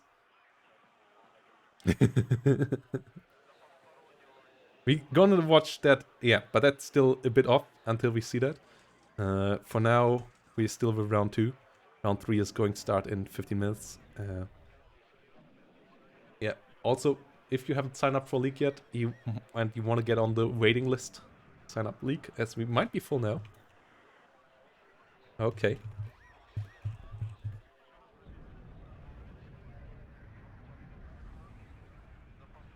So, yeah. Tmanplays and Hoodz. Game ongoing right now. Still, I'm currently going through here at high speed once more. Just like in those previous other games. And SAS here did fantastically here at the start against Tman. Cleaning up the south quite well. Iglas getting overrun here. Fox with some sneaky action in the rear. Actually, oh, doing some... Yeah, that's the new damage against helicopters for you guys. Fox getting the cooler to half-life. Then the 30mm still got on target though. Up top, SAS not having a fantastic time, but still winning against the Dejaniki there. Harrier not able to stop the Akula, but damaging it further. And Hoodz up on a +2. Similar setup than what we just saw in the previous game. It kind of feels like a deja vu. As Tmanplays not able to cover the south at all. And yeah, has to win the north of that. Obviously has good tanks, has good helicopters. But once SAS are in a spot, they are tough to push out of there. Challenger Mark II pushing forward here.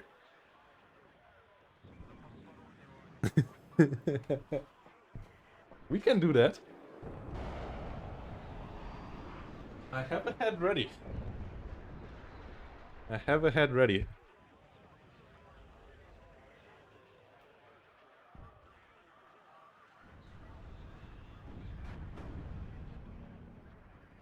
Armored rifles here being pushed back. Spesnats, T-64s, all moving in. And nothing happening in the south. It's all about the north It's all now. about whether T-Man can push across the top here. He is trying, gets some decent kills. Because he has absolutely nothing in the south. Yeah, he has nothing there. The Hell Arms and the Challengers also coming in. No AA against the Hell Arm Lynxes. So T-64s have to disengage. SAS a bit overextending there. Get the Spesnats, but one of them goes down. Second one is really low. Has to disengage nicely. Challenger in a bit of trouble as well. Okay, so it's gonna stop the take here for now. Yeah, Tmanplays stabilizing the game It's here a for very sure. rough game again. I mean, T-Man is making progress. He should get this top point at least. And it's... But, yeah, very impressed with Hoodz. Yeah, Hoodz These with players who I don't really recognize, who are new. yeah, to these tournaments, another new entry, coming in another and dark giving a horse serious here bloody coming in. nose to some of these top ranked players. But that's why I love super tournaments. That's yeah, that's why we don't have any split in player level or anything there. Everybody is welcome. Everybody can sign up, and yeah, Back on the challenger.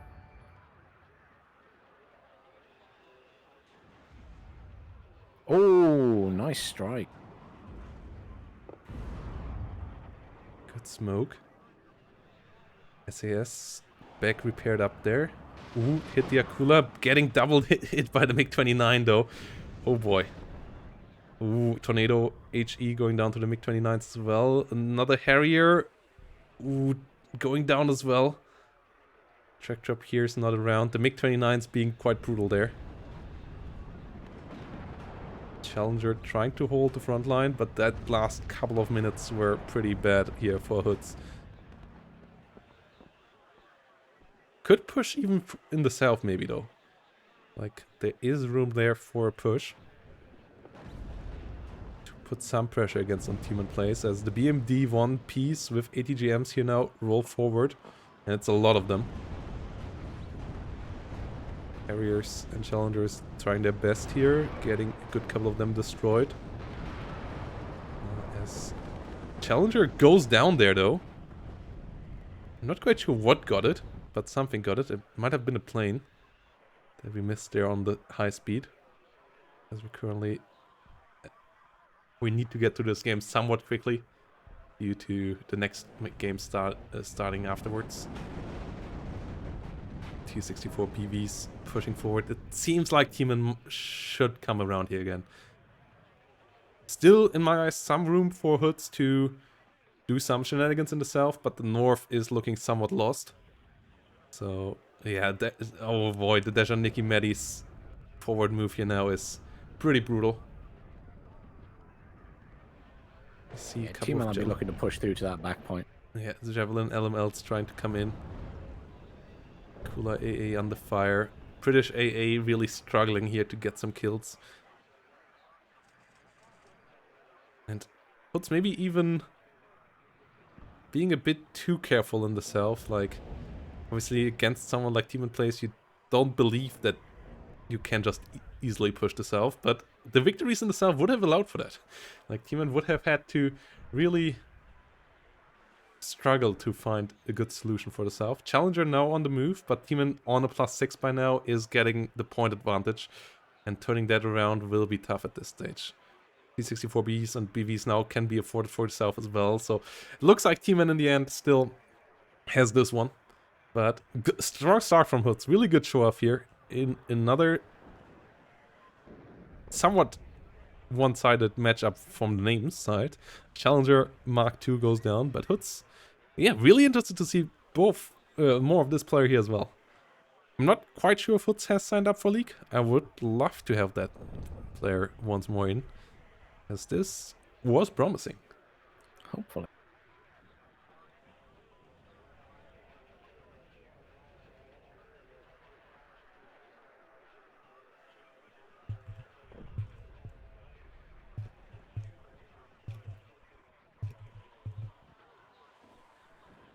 HE Bomber coming around. Javelin LML gets a Me-24K AT. Hoodz at least getting a CV in there, but the Challenger CV going down in the south made it all a lot harder.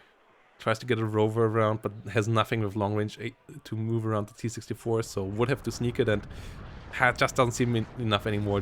Those engagements over here were just not good enough here, this game around.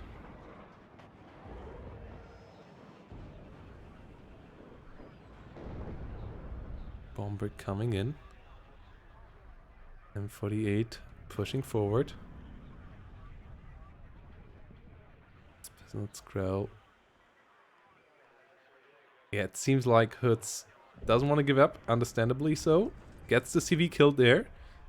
But it's nearly 1,000 points difference now. Like, a sneak CV doesn't change that anymore.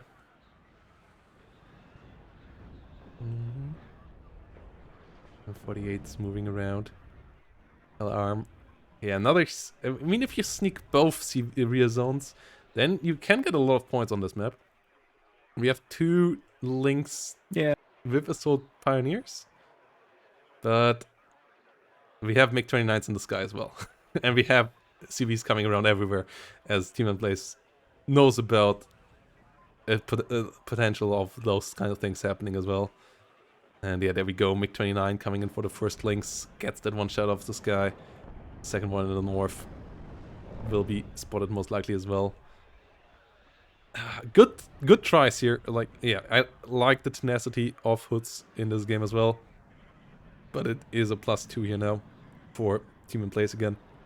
And the north, just a bit too tough to push out on. And yeah, nice kill there. CV goes down. Another CV coming in as well. Assault Pioneer leader trying to capture this zone, but there is a CV in this one. So it is not good enough. Links under fire. Pioneer leader in trouble as well. And big push here now by Tmanplays. And good couple of T-64s. And yeah, 35th at the moment. Most likely the best division in the game. It's a scary division. Because it has it all. It has decent IFVs now with ATGMs, thanks to the latest changes to the BMDs. And it has good tanks as well, the T-64s, good airplanes, good infantry. Only thing it doesn't have is AA. T-64 goes down there at least to the artillery. Like, Hoodz is really fighting for it, but it's 1,400 points and there's just a line of things to stop him from getting any CVs through. Tman might be somewhat low himself now, but still has a BRDM here coming in. Doesn't want to risk it. So, yeah. Tournament starting even more excited than I hoped for with these games here.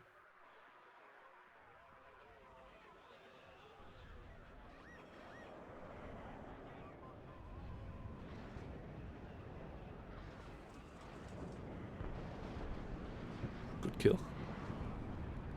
Good kill.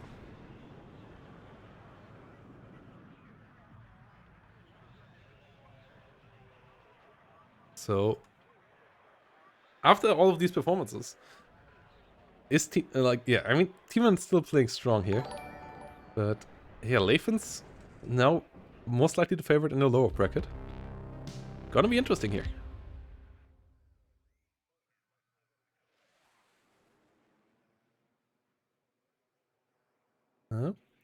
Can you still hear me, Bandana? I can't hear you on Discord anymore. So I was just letting you talk because I don't want to jump in. Yeah. I just realized we had some sound issues there as well. Because I also was... I don't know what happened. Now No, I can hear. you can hear me again, right? Yeah, my microphone on Discord there was messed up. Okay.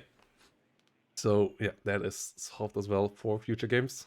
As promised, for the subscriptions, head goes up again. We are back in business.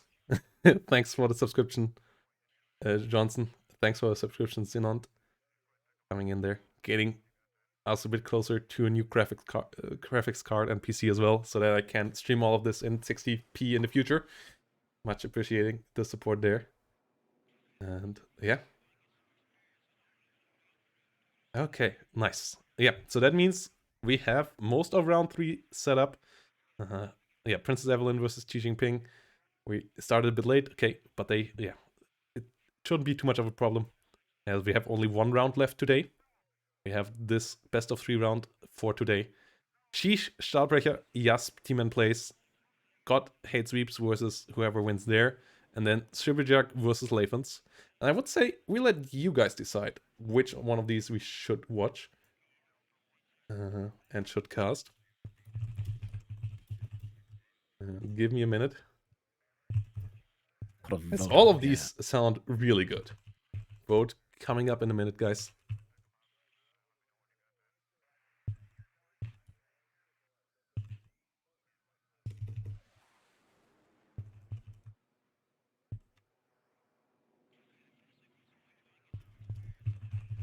Okay.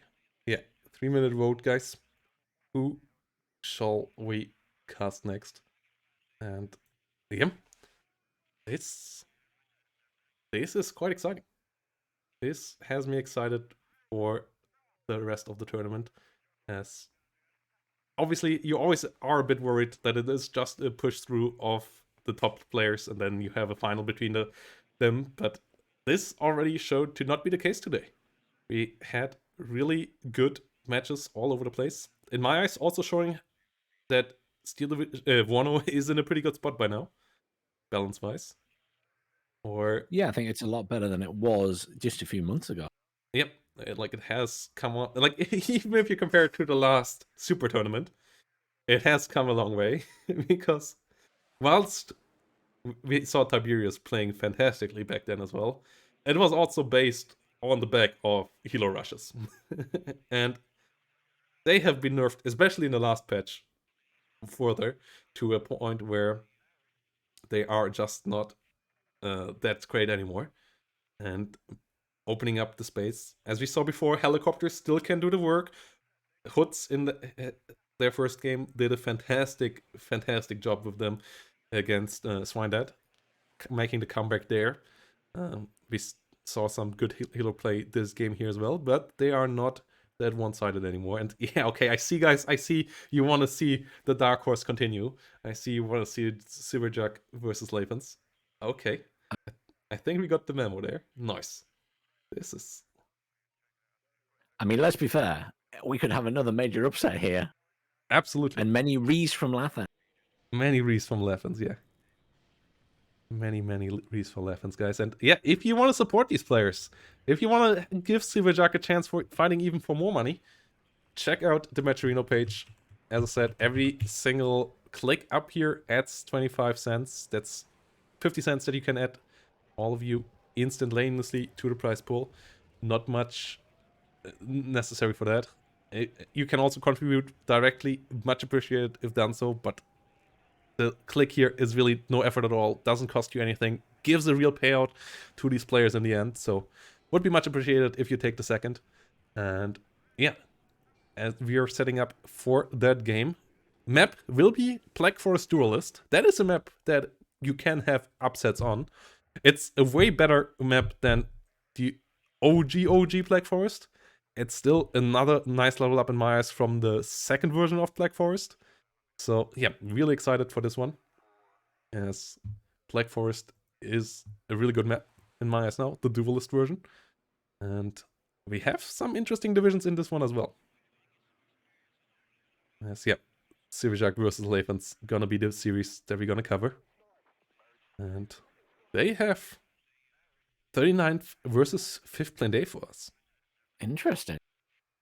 And this is now a best of 3. So we will see these guys at least in 2 games, potentially in 3, depending on how things go here. It's not just gonna be a best of 1. From here on out, we have round of 8 best of 3, semifinals best of 3 tomorrow, and then the finals being a best of 5. If we have a look on all of this over here. Nope, that's the league again. Wrong rule set. But in the super tournament, we have now Black Forest, then Vertigo Duelist, then Death Row. And in the semifinal, 2 ways, Loop and 2 Lakes, with the Duelist version there. Then Airport Duelist, Black Forest Duelist, 2 ways, Death Row, and potentially Vertigo Duelist as the decider on in the finals. So good maps here as well. Maps have improved. Like, I believe they also play a big role in the improvement of the 1v1 gameplay in general as well, as they have come a long way. Like maps like Black Forest Duelist here in front of us have changed quite a bit as well. And yeah, I mean, it's made a huge difference, I think, having the new dual versions of the maps just to try and balance some of them out a little bit more.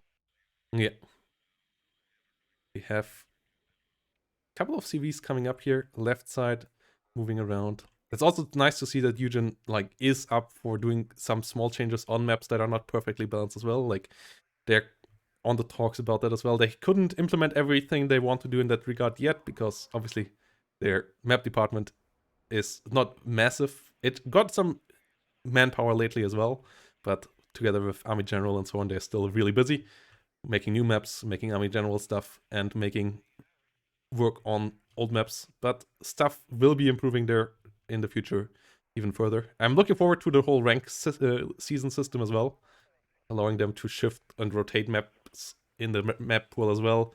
Maybe bringing some back, maybe taking some in back to like tinker on them. So all of that will be cool too. But yeah, let's get the hype up for this match here, because Sibirjak versus Lathans is pretty hype, and I would like to see some predictions here as well, guys. Let's gamble some points here. Who will win this? Will Sibirjak on the left side in blue with the 5th plane day get the W here over the favorite, the potential favorite of the whole tournament now, Lathans with 39, as Tiberius is executed? Or will Sibirjak make another upset here? Predictions are up. No, What do you think? I really like 5th plane day on this map. Like, 39th is a fantastic division on every map. It's just a good division. But 5th plane day, I hate to play against them on Black Forest. The AMX 10s can be annoying. They have enough vegetation to retreat into. And all their long-range AT also can be really frustrating to play against around Charlie Point. It can be pretty good around Alpha as well. But the open fields, they are decent enough. Like, they are relatively long, so tank fights can happen. But they are not too long for Milan 2s. Like, they're not like Vertigo, where you have those 3,000 meter range engagements and open fields. Here you have fields where the Milan, for the most part, still can cover it all. So I like 5th plane day on this one. Yeah, I must admit, as much as Lathans will hate me, I kind of want to see an upset. Yeah, like, player-wise, I don't know. We haven't seen enough Sibirjak yet. We will see how well he holds up now. Like, I really like this 82nd. Let's see if he can play with other divisions as well. Let's see how well versed he is. It looked solid gameplay-wise, but I feel like Tiberius didn't push him super hard in the mid and late game of the part. Like, it was a lot about Sibirjak having a really good early game. Let's see what happens if it goes into a mid game, into a late game. Can he still hold up there as well? Or will Lathans just be that level too good there? Yeah, that's an interesting question. I mean, it was a big surprise. I think Tiberius just faltered a bit. And obviously, when you've just got one game to play, That's it. But here, Lathans is very good at that long play, maybe having a little bit of mind manipulation of your opponent sometimes. Yeah, BMD2s coming around, Motostrelkis coming in as well. Ooh, some units going for the long one. What is that path up there? Interesting. Lathans wants to go around with one unit completely. Okay, okay. I'm not sure if there will be anything up there to check that. No, Sibirjak not expecting any shenanigans in the rear at all. B24K, always dangerous. I don't know if we have anything coming up for that, like Mirage wise. That would be pretty helpful, obviously, to deal with this. Feel like you want to have a Mirage ready whenever there's a Mi-24K involved in the enemy deck. It was number 1 on my ranked ranking for recon units, and it's still up there. It's just fantastic little beast. And yeah, there we go. Mirage on the way. SU-27 on the other side? Nope. So the Mi-24K here most likely gonna take some good amount of damage. Not gonna get hit by the missile though. Unfortunate for Sibirjak. The gun run still did some damage, but SU-27 out now, so the Mirage shouldn't turn around. Well, still does, but the SU-27 with the turn as well. Ooh, Mirage going for the upset here when it comes to the air fight. Will fly over a coup though. Will get a hit, but will be running out of missiles before it can get the finishing blow. But at least SU-27 pushed back as well. Mirage 200 will get out unscathed. So still decent there, but the Mi-24K issue does continue. And the Mistral going a bit too close here. So has to be careful. Tries to disengage here a bit. Milan 2 unloaded. And Mirage coming in again. Yeah, Mistral not quite getting the fire. Mi-24K just gets away in time. Mirage once more unfortunate with the missile. Gets a decent gun run it, but not getting the hit. At least Coop still without a chance there. Sibirjak gets the +2 for now. Has full control over the forest area, as was to be expected. And Mi-24K goes down. Coop out of ammo. SU-27's too expensive to afford a second one here at this point. So, yeah, good kill there. Good maneuvering here around as well. Trying to disengage with the Mistral. Not losing the Milan, not losing the Mistral. So, yeah, decent start for Sibirjak. Not as good as in game 1, obviously, against T-Man, against Tiberius, but still a good show so far. Yeah, very much so. And I mean, Lathans, obviously, you know, his units are a bit slower getting to the front there, so he's only just getting his tanks in position. But it's a good opening, once again, for Sibirjak. Yeah, really showing that he has the mechanics for sure to face good players. Let's see how good it goes. Yassur is pushing over the open. Seeing new good players arise is always exciting. So yeah, absolutely looking forward to this. Uwats with SPG9 here on the sneak move in the north. Let's see how much damage it can do. So far nothing here on the way to intercept it. Mirage 200 coming in for the hunt onto the SU-24. They shouldn't go too deep though. Coops are reloaded and there will be other things. Trying to run onto the concourse. Milan 2 goes down in the south though. Mistral dies here as well. The VAB should move out for now, as the southern zone I don't believe can be held. So Sibirjak should be fine with giving it up for now. Has a good take rate. This map doesn't have too many points to give, so any bit of advantage here is good in the long run. KDBK will try to move down there, as the SPG9 is trying to get into a good spot. MX-10P will move by, as it's two of them right next to each other. They might be able to kill the SPG9 in return, at least after one of them died. We will see about that.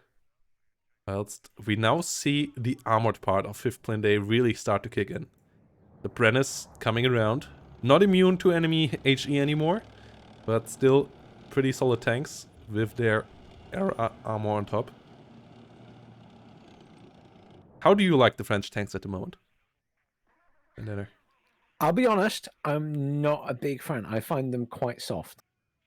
I prefer something a bit more meaty. I like my T80s, my T64s, and the Charlies and Leos. I always find the French ones a little bit soft. Yes, I like them for their class cannon style, though. But I'm someone who likes class cannons in any kind of video game. For example, in Warhammer 3, I like to play Wood Elves. In Total War Warhammer 3 and Warhammer 2. And yeah, the Brennus really fits that quite nicely. Or the AMX-30 in general. I was going to say the AMX-10 RC as well. Yeah, they are really great class cannons. They hit hard. And what I like about the AMX-30s is that extra 20 mil. Especially because it's a completely juggernaut 20 mil with that high accuracy. I'd say that's one of the really good things about the French tanks is the fact they have that autocannon. Yeah, they really can melt infantry. They are in the damage output somewhat comparable to like a BMP2 AG or so, thanks to that high level autocannon, and that is really helpful to clean up stuff. Yeah, I like them a lot in Berlin Command, where you use MX-30s obviously as well. So I didn't play 5th lately much, but I still think they're quite good division. Lathans, though, starts to be a real 39th here now, slowly but surely getting a really good combined arms online here. BMPs, T80s around. And T80s are tough to kill. The Su-27 in the skies starting to do some cleanup work as well. Gets a kill there. It's SPG-9. UWAT's not having much success yet. I wonder if we will see some pushes through the northern forest out of the point from Sibirjak, though. Maybe trying to threaten the spawn zone here of Lathans. Or what exactly the plan for the blue player will be here. By now, up to 500 points. If Lathans gets a CV into the southern zone, will only be a draw. So still would have to push somewhere else to start to get a tick. And yeah, these 500 points are quite nice to have. With 32 minutes, they don't mean anything really into yet when it comes to being like, oh yeah, you can't get that anymore back, but Lathans eventually will have to do something more aggressive. Yeah, I mean, at the moment, he's quite happy to just slowly take his time building up his forces. He'll never stop moving stuff. He'll always try to engage. He's had a good couple of bomb runs there, managing to kill some Milan. Yeah. Not Brennus. Ooh, Brennus should smoke. Good smoke reaction there. Yeah, that one needs to get the hell out. MX-10 gets a BMP2, but runs into some T-80 fire as well. Brennus not finding the hit onto the BMP2. The MX-10 goes down. Ooh. Has to smoke off as well. Good smoke play here by Sibirjak. Keeping the MX-30s alive. You need to have enough of them around to be able to deal the damage against T-80Bs that is necessary to kill them. Whilst, yeah, we see more AMX-10Ps, more chasseurs in the north.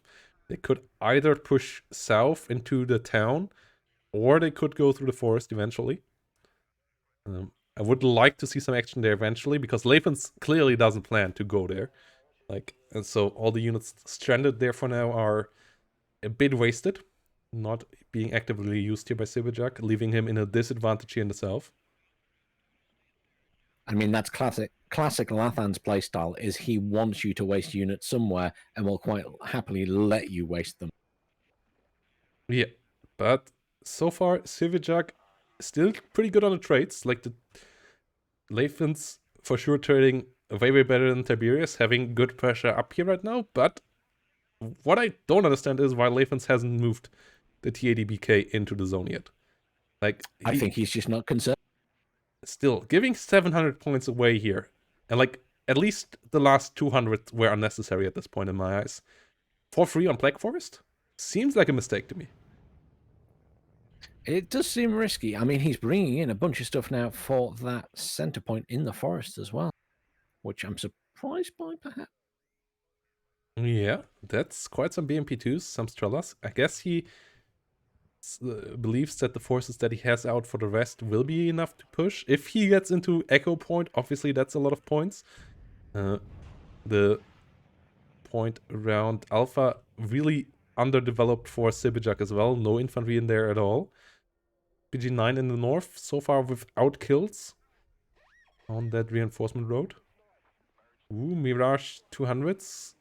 What have they planned? Okay, they just gonna stay around here as air patrol. Lately, no units dying. Good amount of smoke on both sides, keeping things alive. As the AMX-10s now open up fire. T80B though gets the shot onto him. AMX-10 RC. RC moving forward. Big mistake. Big mistake. Gets sniped there. 2 AMX-10 RC going down. That is not what you want to have happen.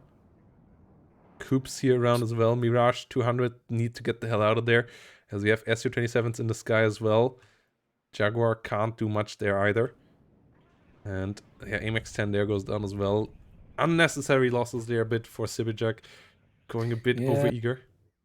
And he's also, what he brought in those Mirages for was to try and strafe the Conkers because it's causing him so much issues, but it's risky. Yeah, I feel like a better investment would be there into the really strong French artillery, the AMX F1 with the autoloader, as especially against something like Conquerors, that rapid fire is fantastic. It doesn't give them much room to maneuver. 735 points here at this stage. So, yeah, Lathans will have to get active eventually here. It will take a good time, a couple of minutes for him to get that many points. So, the move needs to be done in like 10-15 minutes at least. But a bit of time for sure still left until he needs to start getting the ticks in. I mean, he really needs to move. I'm surprised he hasn't tried moving into Alpha. It doesn't seem like Lathans. He's usually quite proby. Su-22 goes down there. Good kills for the Rolands. Rolands need to be a bit careful there now, though. As the T-80Bs and BMP-2s move forward. ATGMs flying. Ooh, good hit for the Brennus. Missed by the T-80B. The Brennus could have taken one more shot there. The T-80Bs are pretty low. Motorrad Redgar now pushing forward. Get a stun there. Napalm. Oh, that's French napalm. Oh, it got nerfed. I think it got fixed. It looks damage-wise at least. The T-80BK under fire gets smoked. Okay, smoke coming in just in time. MX-30 went down. T-80BVK goes down as well, though. Lathans is doing his push up in the forest as well. He's doing multi-pronged push here. Yeah, chasseurs and commandos there trying to hold. The AMX-10 going down, though. No helicopters for this. Priusa and Strela all behind that. Chasseurs trying to get ATs onto the BMP-2s. A bit too far away. Yeah, now moving up. Getting another hit, but not quite getting the kill. The BMP-2 with its 4 frontal armor slightly too good with its armor there to get killed off. Another Mirage 5F coming in with the napalm. Here we're gonna be able to see if the napalm damage got changed. No, it's still really good against infantry. Yeah. BMP-2's going down. It was just the tank damage there. Well, maybe it was changed in general, because the damage against tank, I feel like, was higher before. But yeah, Mirage napalm goes down as well, but at least it cleans out all the infantry, leaving the vehicles of Lathans stranded for now. Meanwhile, though, Motostrelki's trying to push in with the Medis. Brennus trying to push them back, but no infantry here whatsoever for Sibirjak. That is a problem. Giving room in the south. Disengaging there a bit, but needs infantry in here. They will come in now. Question is, will they come in time? Concourse coming in for the AMX-30s. It will one-shot them with a side hit, so Sibirjak needs to be careful. Hasn't realized the danger just yet. Seems to be focused elsewhere. Yeah, Lathans bringing in a lot of reinforcements of his own for that point. Concourse coming in with another shot. Getting the first one killed off. Second AMX-30 really should get the hell out of there. Brennus goes down to the Motostrelki. Lathans starting to get the pressure in here now. Flamethrowers and AMX 10P moving around in the north. Ooh, ATGM setting the AMX 30s really nicely, all going down. This is really brutal by now. At least not toe 2s, so it's not quite a one-shot this time around, but still a bit too many ATGMs here at the moment for Sibirjak to deal with. And this is surrender? Yeah, it seems like it. Sibirjak saying, okay, you got me in game 1 here. Let's see what we can do in game 2. KD allows for surrender in my eyes as well. Like, at this stage, yeah, giving up in a best of 3 to say, okay, let's move it on to the next one. Let's see if you can repeat this. Is a good idea. And we're gonna see if Lathans can do that in the next one as well. A short bit of breakdown as the players have to do the bans again. Map number 2 will be quite different as well, as we're gonna go to Vertigo Duelist, so it's open ground again. And yeah, Sibirjak for sure putting up the pressure there. Putting up the pressure. Very impressive. I'm really looking forward to see more of this player in the future.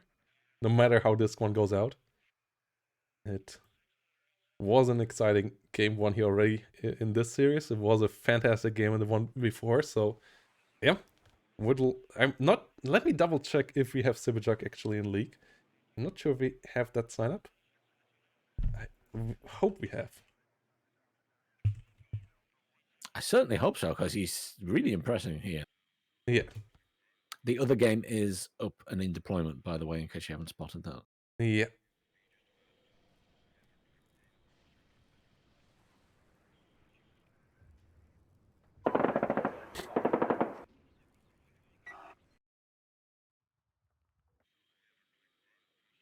See, Lathans is one of those players who's really hard to flap. You can't get him to panic. Yeah, that is true.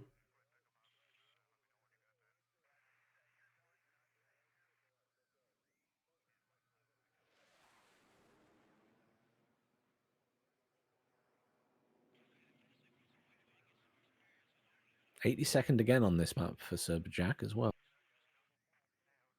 He's obviously played very well on this map already once with that. We don't have Sibirjak in the league. Oh, we have 58 signups by now, guys. So we are full. 48 signups.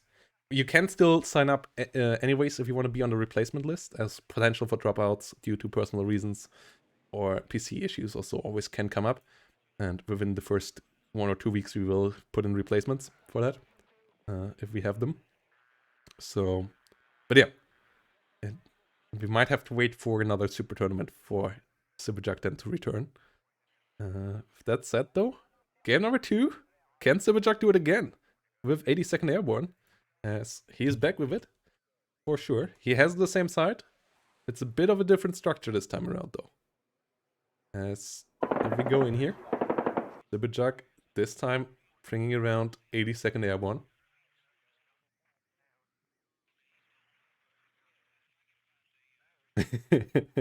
And yeah, we're gonna let you gamble those points again, guys.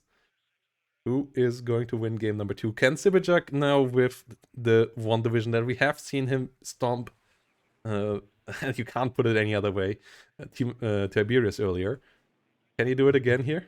As it is the same map, just a different zone layout. Or can Lathans do it this time around with his first UK again, which we saw successful on this map before as well?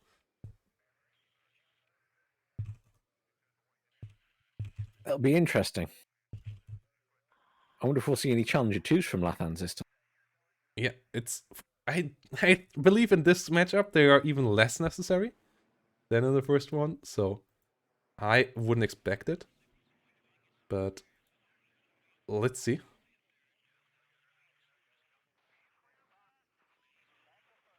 That's a lot of gazelles.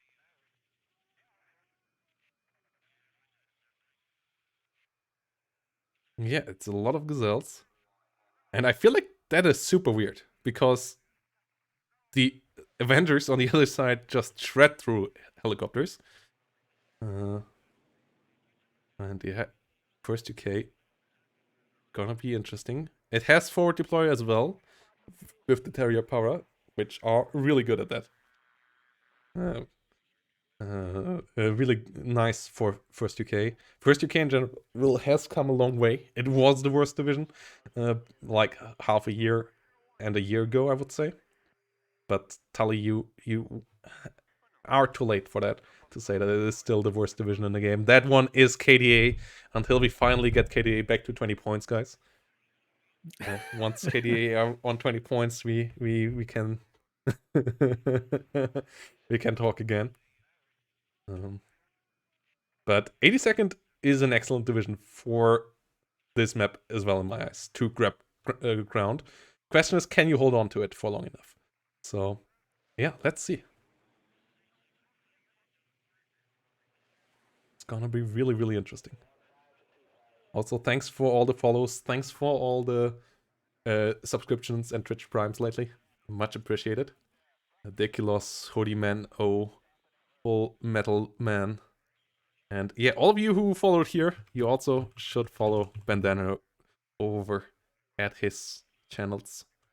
Give him some love on his Twitch, on his YouTube. It's not just WARNO over there, but it's really good damn WARNO content there too. But also some lovely old world, some Baldur's Gate 3, and all of that lovely stuff. If you're into strategy games in general. Chat, yeah, links in the chat as we're coming up here now. With game number 2, let's get the hype up here. Who do you think will make it this time around? Banana. Oh, I'm a little bit worried that Lathans will once again manage to just sort of hold the line and then build up enough of a pushing force to sort of get through towards the end of the game. But I would like Sibirjak to win this one. Tornado coming in here. We don't see any Avengers. We see some OHs. We see some Shinnocks with air rifles. No normal, like no attack helicopters here at the start. Which, like this setup from Sibirjak for sure is interesting. It's not the super over-aggressive 82nd that we sometimes see. With like 2 Apaches and like some little birds and stuff. It's a more chilled out start here. But has some really big potential if the Stingers do hit.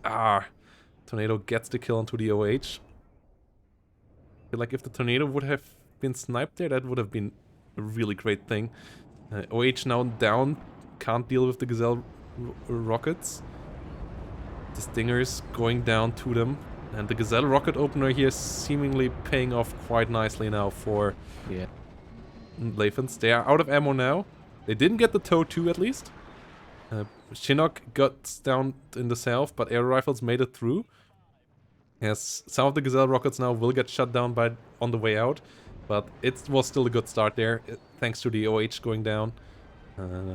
Infantry still in some numbers here around for Sibirjak. North did go decently. Oh, that Fox is on a mission. But it's not the start that you hoped for here as 82nd Airborne. No, that was a surprisingly effective opener from Lathans. I wasn't expecting those Gazelles to do what they did. Yeah, Chieftain Mark 11 coming around in the rear. OH moving in. Yeah, if the OH, like it was a bit down to chance there. If the OH would have turned it around on the Tornado, if the first missile of the Tornado wouldn't have hit. And then they would have been around to deal with the Gazelles. Like, this could have been completely different.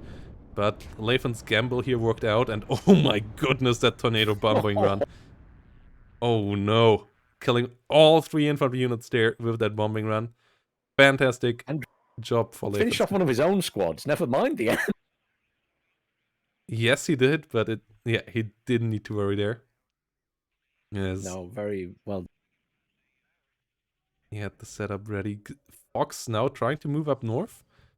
Airborne leader has an 84, but the Stingers don't, so they have to be careful there.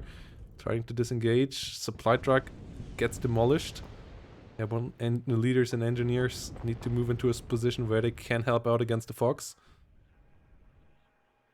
+3 still for Sibirjak, as at least the zones have been captured. Humvee gets moved away, so will survive for now, but the infantry is all dead. We have the mortars starting to be set up again. And again, no dangerous airplanes, no dangerous helicopters here on the side of Sibirjak just yet. We see the first couple of little birds coming around in the north now. As the Stingers try to dodge the Foxes. First one goes down. Fox really being annoying there. Good micro by Lathans. He's looking for a kill on that CV. I don't think he's going to get it.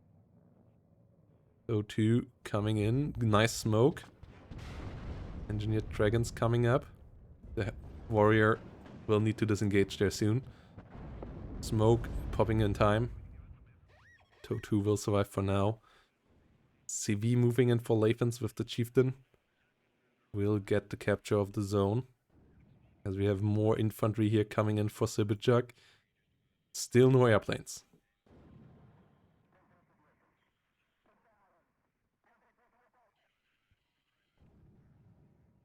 Gazelle rockets are reloaded. We see a Jaguar HE coming in again. That's against a division with F-15s though. Question is, will they be finally around? No. Still no F-15s. OHC goes down again to the enemies. Unfortunate timings here for Sibirjak. Like, against those Sidewinders, losing the anti-air helicopters time and again here. Pretty painful. Reason why those anti-air helicopters are not as good as the armored ones, like the Mi-24. Because they can lose those duels quite nicely. Quite quickly. Or one missile is all it takes. A little bird not able to deal with the Fox. More little birds and Chinooks coming around though. Yeah, mobiles really trying to push in, but there is only one Stinger here now to deal with the Gazelle rockets. And that is a problem. Javelin LML is pretty good there as well. Oh. Good hit! But not enough to get the kill. Can the airmobiles finish it off? They have loss. They find the kill. Nice. Good kill there. F-15 coming in with another kill in the rear. Javelin LML's not good enough to find the shots there onto the F-16. F-16 once more might come around to be the hero. It was against Tiberius. It starts good here as well. Stinger trying to come in. Tornado not able to get in there in response. Chinook will make it out alive. That's important as they are pretty expensive. Will be 100 extra points when they get sold. Another F-16C coming in. Yeah. When in doubt, do it the same again. It worked against Tiberius. Can the F-16s do it here once more? There are a lot of tornadoes in the sky. F-16 goes down. Yes. Lathans is ready for the air wars. Comes in with the HE. I'm wondering where the F-15s are. I mean, they are expensive. Is it possible he's just worrying more this time about bringing in those ground forces? Yes, but I feel like the Sky War already has set up so high that F-15s here are absolutely worthwhile, and it's not like the British Crown AA is gonna shut you down. If you kill the tornadoes, it's javelins on the ground, and like it's decent anti-helicopter AA in general for the first UK, but against aircraft, those rapiers and javelins will have a tough time. So if you kill the tornadoes with your F-15s, I feel like you have a free reign, no? Yeah, you probably, I mean, yeah, realistically, it's not, unfortunately, without the fancy radar version of the rapier, they are very limited. Chinook trying to come in, Javelin LMLs, firing rapidly though, getting the kill off this time. Yeah, it's pretty good against helicopters, airbornes, and military police trying to push forward. A lot of armored rifles there, warriors moving around as well. We have some Apaches now coming in. But you need protection, like, especially at the latest now you need some F-15s in my eyes. Because you don't want that Apache to be gun-runned by any tornadoes on the other side. I mean, don't get me wrong, those Apaches are going to do some damage up there, but those tornadoes are going to come in very quick. Yeah. We see another Apache entering the battlefield as well. those are really pricey. So that is why we don't see any more reinforcement for the front line. Infantry here crumbling quite a lot. It seems like Sibirjak will have to give up the south completely. But there we go already. Yeah, tornadoes on the way. Apache not going down just yet. Needs to change altitude. Is not doing that. Gets gun run and no F-15s in the sky. And this is a major mistake here by Sibirjak. Yeah. You need the F-15s ready. You know about both of these tornadoes. You know that they can gun run your Apache when they come in a pair. And you know that you have the better fighter. Like, even a single F-15 in this fight could win this. And not having any ready here is just such a big mistake. And Lathans, without even having to reconsider it, has immediately moved forces from the bottom straight up to the top to reinforce them. Yes, and you need, like, you just don't get any trades out of these Apaches if you don't have the protection for them. Like, if you lose the Apache and you get both tornadoes, it's unfortunate that you lose the Apache, but it's still a good trade. This way around, it's just a lost Apache, and you knew that the enemy had it ready to get the kills there. Javelin, LMLs, and co, at least, getting damaged decently by the Apache. Apache there still pretty dangerous. Going quite deep, but Tornado HE is coming in and once more no protection, so it will go down. Javelin LML helping out, and this is kind of game here now, in my eyes. As Yeah.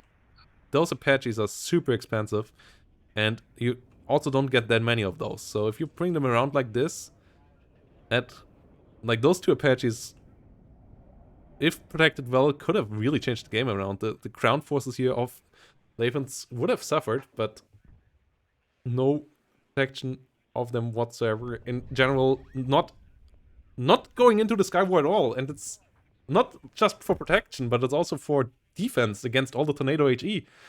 You have the best fighter in the game and you don't bring it around. I find that quite weird out of Sibirjak this time around. Yeah, I think that's cost him, and I think, you know, all the helicopters were maybe reactionary to not doing so well in the south, and Lathans, like him, just moved his command out of the way, redeployed his forces, and that's it. Yep. And Sibirjak loses his command in the top. Yeah, good push there. Tornadoes coming in now, doing damage time and again. We now have an F-15 CAT coming in, but there is Tornado AAs on the other side. It's only an F-16. It won't win that fight. We have finally an Eagle arriving. It saves the day there for the F-16, at least for now. It gets the next tornado as well, and yeah, exactly, that's what we are talking about. These F-15s are absolutely crazy, but if you don't bring them, they can't do their job, obviously. Oh. Goes down now to the tornado on the turn there. Unfortunate with firing its last missile against the helicopter, it looked like, and getting shot by the Javelin LML on the ground as well. But still, if you would have had two F-15s earlier on, then the protection against all these Jaguars, all these tornadoes here could have been quite easy. Instead, it's going down really quickly right now. And yeah, the map is looking very blue. Unfortunately, Sibirjak has not exchanged well at this point. I'm not sure he can pull this back. Armored Rifles versus Airborne Dragon here, doing good damage. Terrier Power and Carl Gustav sitting around in the south. See some Humvees moving around. Yeah, Sibirjak trying to play this here now, but the Combined Arms is just not around. Like the aggressive Combined Arms that 82nd is built upon is just not around anymore. You don't have the helicopters, you don't have the strike aircraft. But on the other side, Lathans still has everything he needs for turning this around. And he's got more stuff coming in. He's going straight over to the other top point. Yeah. And the amount of units here now is quite low. Like, I feel like micro-wise and so on, all of this was once more not that bad by Sibirjak. It was just a couple of really weird unit decisions that made it quite tough. Like, not having an Avenger in the south at the beginning, for example, I feel like the Avenger is such a good unit to use and could have really helped as a mobile unit that you can micro against those Gazelle rockets. Goes down instead as every recon here in front of all of this is down. Yeah, Warrior going down in the north. F-16 AT coming in again. And yeah, really, really solid Lathans game here out of Lathans. Yeah. Going in slowly and then, yeah, finding the weak spot and just bombing Sibirjak here into smithereens. Chieftain could be ready, and yeah, GGVP here. Yeah. Lathans is our first semi-finalist. Going 2-0 in this round. Getting a W. 3,900 to 1,300 That's a KDs painful here. kill to lose. Yeah, the air war just... Oh, what? Okay, I didn't realize that happened. Arbuckle got himself. Oh! But he got 2 F-16s beforehand. That's happened to me before. Yeah, that... They need to change the range on missiles a bit so that planes don't do that anymore. Because their second missile always comes out so that it arrives at the same moment the plane arrives. And yeah, that's a War Thunder moment there, right there. CHR is correct on that one.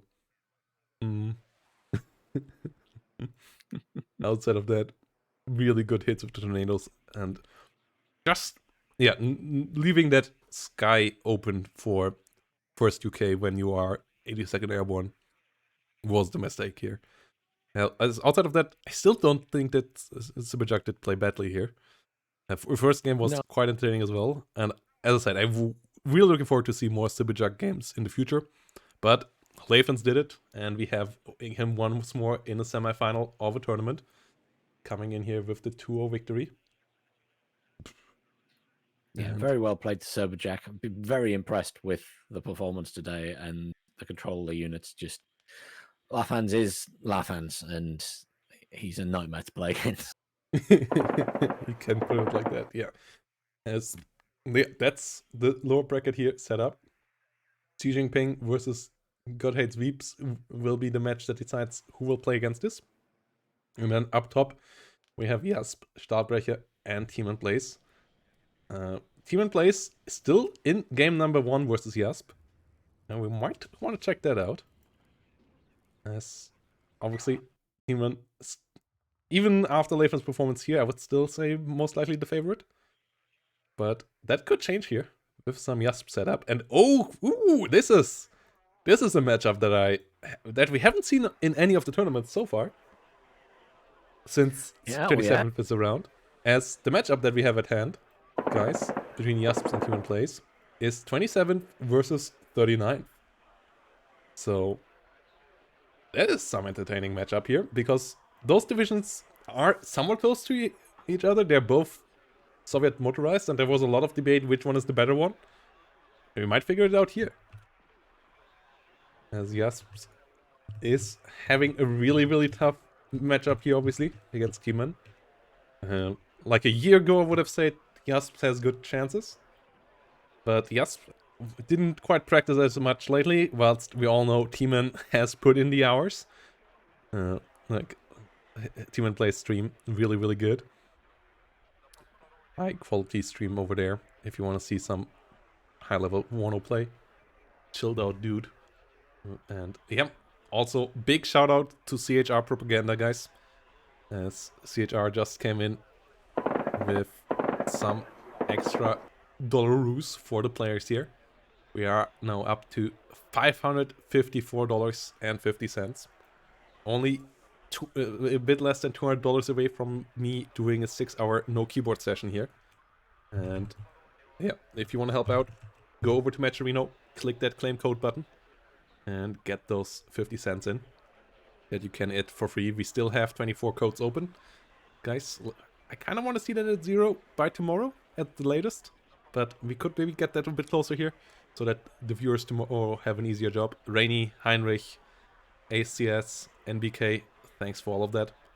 And yeah, let's get back into the action here between Jasp and Tmanplays. Jasp coming in here on the left side. 27th. That was a long setup time. Well, no, actually not that long. Just that fastest is not as fast as it used to be in replays, or is that just my PC? I think it comes down to PC to some extent, but yeah, it's it feels slower sometimes. I feel like they slowed it down a bit because I believe they had some issues with desyncs in replays thanks to that or something like that. It's a possibility. Yeah. We still will catch up eventually. And it makes it somewhat manageable to cover all of the things happening as well. As we're going through this here right now, BMD2s. Yeah, coming around. Obviously, 27th and 39th, pretty good divisions. Yeah, BMD2s I'm surprised by.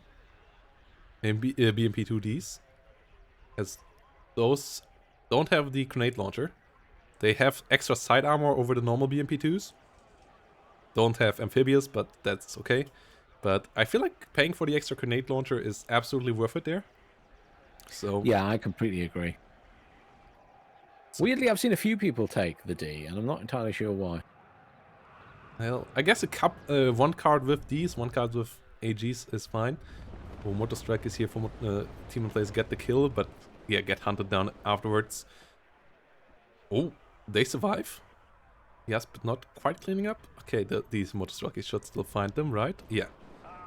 Getting the cleanup there. Both sides splitting the map. Jasp gets the forest zone. Demon gets the northern one. Moves with a Motor Strike into annoying territory. We see a Sprut on the battlefield. Some unique unit here for 27th with that massive gun. Gets the BMP3 killed.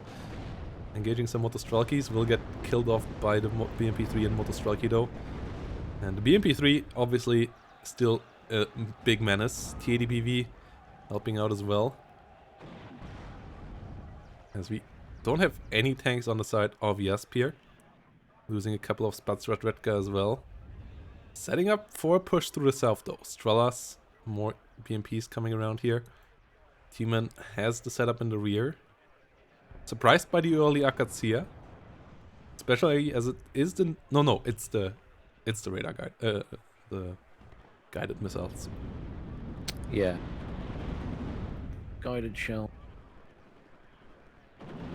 I really hope we will see more of that in the future. I'm pretty sure we will. Yeah, but seeing one or two NATO versions of that as well. I quite enjoy those units. Especially as they are, I feel like they are pretty balanced as well, currently, price-wise. Yeah. KDBV pushing forward, trying to deal with Motostralki. These first couple of minutes here went by quite quickly, without much tension, but Tmanplays here setting up for a big push.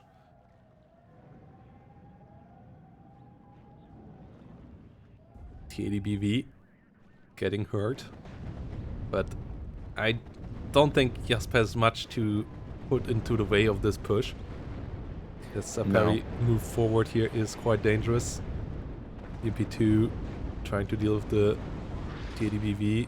Gets hit by ATGMs though. Ooh, TADBV eats a side shot there, I believe. And the BMP3s from the rear just dealing so much damage to all the infantry here. With the continuous fire with autocannons and their 100mm gun. Stressing out the infantry and allowing Tmanplays infantry to win those fights.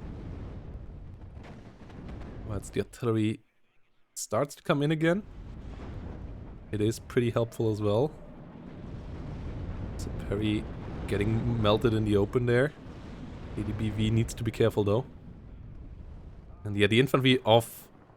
Yes, all dead. Tmanplays now losing the first one, thanks to the Akatsia. But troublesome position now for Jasp here. Oh, and this is... Oh, the Eurogun. Yeah, it's nasty. Oh, this is brutal. Jasp not even moving out of it. Okay, it's a bit short. It actually did way less than I expected it to do. At least expected it to kill both trucks. Did decent stress, but the vehicles of Tmanplays not in a position to follow just yet. So that isn't playing the biggest of roles. BMP2D needs to disengage though. TADBVs outnumbered here now. Routed. Will be able to get away for now. Mi-24 coming around. There's no AA around here at least. As both sides bring in helicopters. BMP-2D needs to unload. Not doing that just yet. More infantry coming around. Perry coming in. Bit too far forward in the deployment. I think T-Man's held the push at the bottom as well. Oh yeah. I just checked there as well, and this is not hot. Oh, losing the BTR maybe there as well. Good reaction at least on that one, but Strela down. And yeah, that infantry push not doing so well. The Mi-24s, I believe, seem to be have been involved there. And being able to stop that. And Jasp invested quite a bit into that. That's why he was weaker over here. So losing that completely is pretty tough. Tries to come around with more BMP-2s.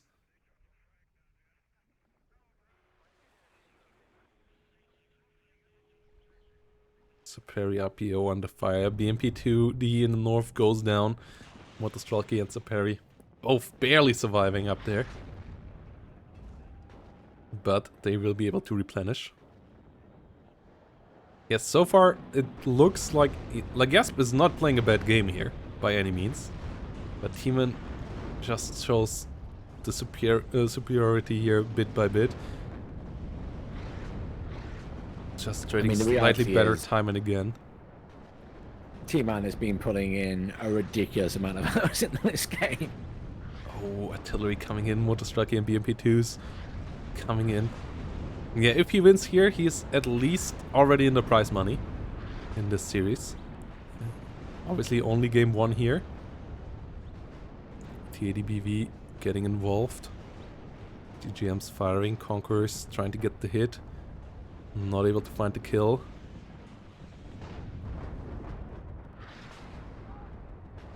Conquerors getting demolished.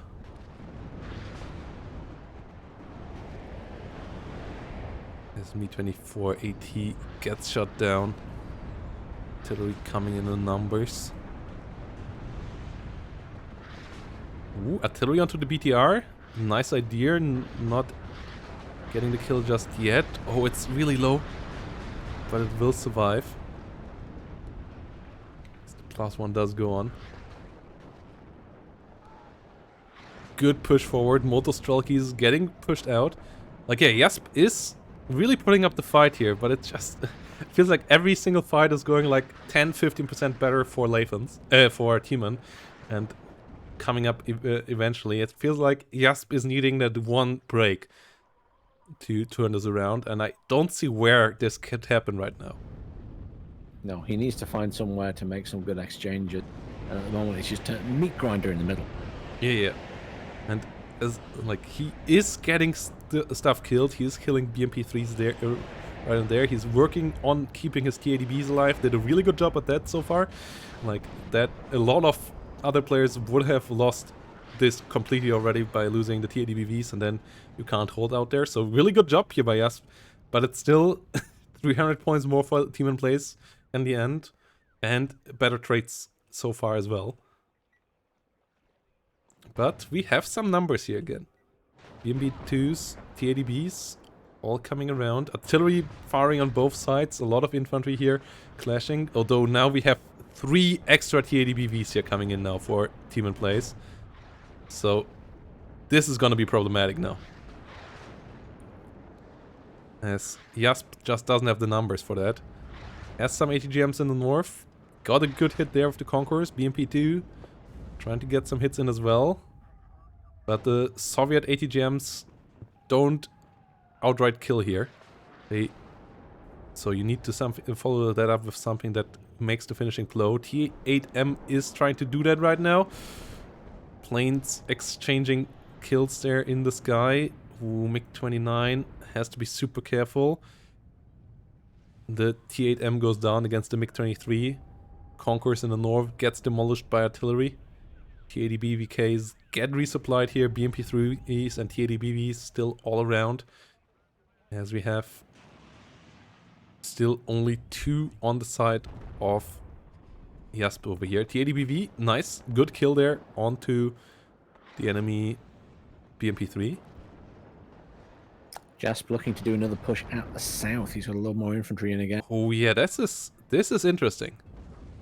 AGs are around this time. One of them immediately gets sniped by BMP2 on the other side though. But yeah, it seems like Jasp really wants that town. I feel like he maybe should have pushed 4 even further around. And trying to really go behind the enemy. Oh, the BMP2 of Tmanplays there, killing off 2 of the enemy ATG, IFVs already though, but the last AG at least finding the kill there. BTR 80 coming around. TAD BVs of Tmanplays are relatively low. BTR 60 gets killed off as well. So Tmans with some losses. But the TAD BVs on the other side here, did they go down? It looks like it. Yeah. Yeah, they're nowhere to be found here. As we are still pushing forward over here. BMP2 AG trying to find some kills. BTR able to sneak around, able to get the capture, able to get Jasp some points. Wow. Question is, for how long? Something that Jasp could try to do by maybe is trying to hunt down CVs when they come along. And try to play that game. He got a couple by now already. Always an option in a match like this. Trying to go CV hunting, see how many CVs the enemy has around. Maybe you can get them all and then it doesn't really matter what they do. As long as you capture the zones. But the tank fights here not going well for Jasp. The TAD BV is now pushing really deep. STO-17 at least getting 1, getting 2. But Motor Strikers in the south get got as well. There's still 4 of them around here on the front line. 5 BMP3s around there as well. Polomachiki absolutely getting demolished. We only have 1 TAD BV on the other side here. Oh my god, the infantry getting absolutely shredded here. This is not looking hot for Jasp in this section of the map. Capture in the south going on, but oh my goodness, the reinforcements. BDR 60 coming into a nice spot.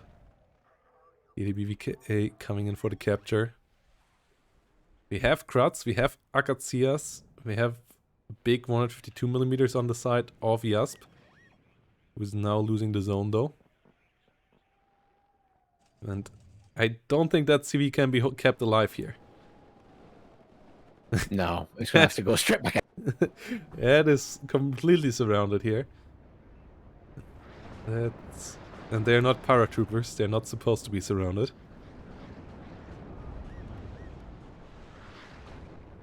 TADBV coming forward, getting some BMP2 kills. Rocket artillery moving around. BMP3s getting shredded there to some extent, as the TADBVs had to disengage, but now there's a good couple of TADBVs engaging the ones of Jasp. Jasp being stunned down, trying to smoke, gets killed off just before though. And ATJM's hitting the second TADBV as well. That got the smoke out just in time. Artillery coming in for the one of Tmanplays. Might be able to find a kill there. No. Good last second movement there by Tman, keeping it alive. But yeah, that means in the end the trade not great. BTR 80 gets sniped, and here we go. Jasp with the surrender here in game 1. But showed that he can keep it up at least for a while. In the end, Tman here with the victory. Jasp needs something to throw Tmanplays off if he wants to win here, I believe. Let's see if he can find the solution for that in game 2. But yeah, well played to both of them. It was a good game. You have casted quite a couple of Tmanplays games lately. So what do you think is the way of throwing him off? He is a man who is a lot like Lathans. So unless he feels like he's having a bad day, it's very hard to make him flap, to make him panic, to make him play the game the way you want. and it's almost automatic for him and for people like Lathans. They just go through this process, and trying to distract them seems nigh on impossible unless they feel like they're having a bad day. And I've seen T-Man have a bad day on his stream, and when that happens, he makes mistakes. But it's getting him to that stage. Like, we saw it in his first game, right? Like, when he played against Hoodz, Hoodz got him off guard. Hoodz wasn't able to follow it up then. But I believe Jasp, in a position that Hood got in, could be able to follow it up with the micro we just saw. Question is just, how do you replicate that? How do you get Tmanplays off balance? Because I don't feel like Jasp can bring it up if it's just balance versus balance. Like a fully balanced matchup here. No big surprises. So what could be around? We will be on Vertigo again. So it's that is a bit stacked against Jasp in that regard, that it is a pretty stock standard map. Vertigo Duelist, that is. But maybe you could do something there. Maybe you could do something like an 80-second airborne opener with a bit more helicopters this time. Or, like, what would you do at this stage? Chat, and also Banana, like, what would be your plan for Vertigo if you would be Jasp? Depending on the division, I would try and go really hard to one side and lock it down, with the aim of hopefully having a division that plays well in the long term, and then push into the other side of the map later. And hope that T-Man splits his force. Yeah. Yeah, that could work out. Well, we're gonna see soon. Stahlbrecher versus Sheesh in game number 2 as well. We don't quite know what's going on over there. Yeah. We have no status on the other game. We're gonna go into a quick break, guys, before game number 2 goes on. Yeah, we have been going without breaks here for a while. So yeah, quick break for all of you guys to use the restroom as well. Whilst we will be back in a minute with game number 2 between Tmanplays and Tmanplays and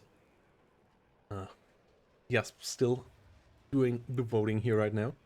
The picks and bans on game 2. As we currently only have the Stahlbrecher versus Cheesh game in front of us here in the as being up. But they are setting it up right now.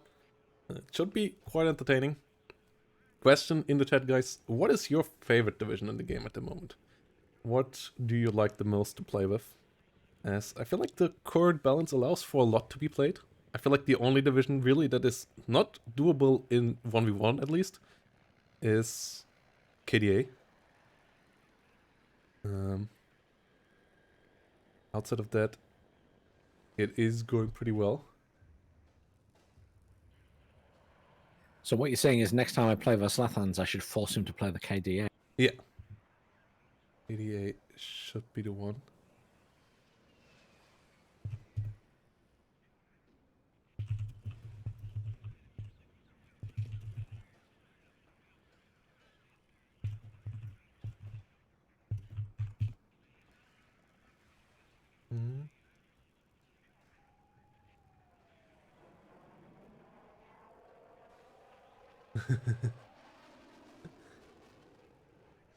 Okay.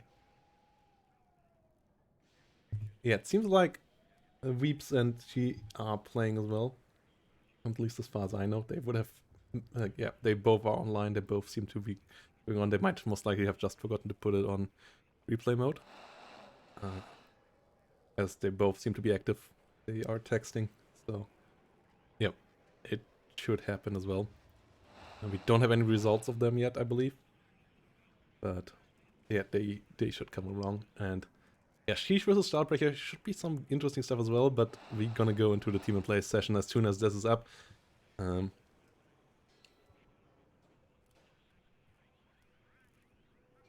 Yep, they are around. Territorial Commando, Proudfed, I appreciate, I like that as well. My currently is Bellen Command, still. And especially now that the Nighthawk does Nighthawk things again and bombs from up top. I feel like that division is a lot of fun again. Nighthawk. Bullying people with Nighthawks is just fun. And the most fun it is when it's Brilliant Command versus Brilliant Command. And both sides don't have radar AA or fast fighters, so you just never see the Nighthawk. And it's both sides just bombing each other away. But yeah, I feel like it's really in a decent spot balance-wise. Like, we still have room for improvements for some mechanics, and like, for example, like infantry fights and so on, and air mechanics still need improvement for sure. When it comes to the planes, especially in my eyes, like turn time, turn rates, and stress on miss would still be good, or something like that. But what we got so far, balance-wise, is good enough, and a lot of the mechanics now start to really click. That it is a lot of fun to play WARNO in my eyes at the moment. It is most likely the most fun patch that we had so far in the game, unless we find something broken again. But at the moment, it doesn't seem like it. Like 35th, maybe, as a division, but outside of that, the game seems to be in a really good spot. And today so far proves that for me as well. But jump in if you disagree. No, I think you're right. I'm just letting you get on with it, because we are in a state now where most of the divisions are, playable in 1v1, and yes, there's always going to be some meta divs, but I think it's, today, as you say, has been proof of that. We've seen a wide variety of divisions, not just 39, 39, 39. Yeah. 39 coming around, or like just those two. Like, we saw a lot of time of 39 versus 8th US, right? Like Soviets and Americans dominating it. And we start to see the other nations more as well, which is nice. Like, we see a good color of British. We saw some French. We see the West Germans used. Only the nation that at the moment is a bit underutilized, which is a bit sad for me, is the East Germans, because 4th was really relying on helicopters, which just got nerfed on this patch, so I don't think they are in a great spot. And both T-55s and T-72s are slightly underperforming. I don't think it needs much to make them work, like 5-point price changes even on the T-55s, and like 10-point price changes or 15-point price changes on the T-72s. And they will come around again, and then KDA, as I said, put them on 20 points, let them run. Like, no, not 20, but at the moment I believe they're on 50, if I remember correctly. And like, yeah, just make them 10 points cheaper. And KDA will be fine as well. At the moment they just don't perform well, which is unfortunate. Like, they shouldn't be a strong infantry unit damage output-wise, but currently they're also not effective even for their manpower, which is, if we have a look at it, just not that great. Ooh. Sheesh coming in with a 2-0 victory over Stahlbrecher. Kinda was expected. Will play again in the semifinal tomorrow against the winner of this. Like, Stahl is always an opponent that you have to be careful of. He is a good player, but Sheesh feels really strong at the moment. Really looking forward to his performance tomorrow in the semifinals. Because I feel like Sheesh has the potential, if Tmanplays make it through, to topple Tman. Especially now that the UK divisions are working. So that is going to be interesting. That is going to be interesting. T-Man and Jasp are in deployment. Nice. So everything coming together, yeah. At 13 and a 20-minute game here. What did Sheesh play? He played an Error and he played First UK. Error most likely is then one of the two new divisions, 27th or 24th. Interesting. Sheesh getting the 2-0 victory here. That's cool. That's cool. Well done, Cheech. 24th. Nice. And, ooh. Okay. 79th. 79th for Jasp versus Tmanplays here now. I like that. I like 79th. I like 5th Pants obviously as well. 79th though has the IZD, and the IZD just got buffed in its like availability on higher veterancy. And the IZD is a really, really dangerous tank to play against because of its speed. Leo is a fast tank, but the Beast, the TADBV IZD, puts that even to shame. And on this map, maneuvering with these fast tanks, using ATGMs against Leo 2s, hunting down Leo 1s, hunting down Martyrs, can be working out quite nicely. You have some Spetsnaz GRUs for forward deployment, you have some decent air, you have Euroguns. No, not Euroguns, you have Buratinos.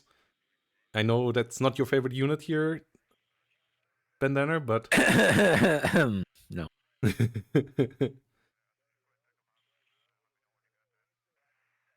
So, gonna be interesting here. T-Man coming in with 5th Panzer. 5th Panzer for sure having a renaissance at the moment, being used quite a lot. I believe last time we saw a lot of Germans was last year when the Martyrs and the Panzer Grenadiers were completely broken. Yep. When the MG3 was busted. Since then, we haven't seen them much. But both 2nd Panzer Grenadier and 5th Panzer have seen quite a bit of usage lately. And yeah, Bandana chat asks why you don't like the Buratino. Why are you so mean? It's the most overpowered unit in the game, and it must be nerfed. Yeah, let's see what we're gonna get here. So Perry, So- yeah, in the zombie meta we saw at least 2nd Panzer Grenadier as well, thanks to the Sicherungs. First, 5th Panzer we didn't saw too much there either. So yeah, 5th Panzer really finally being back up here.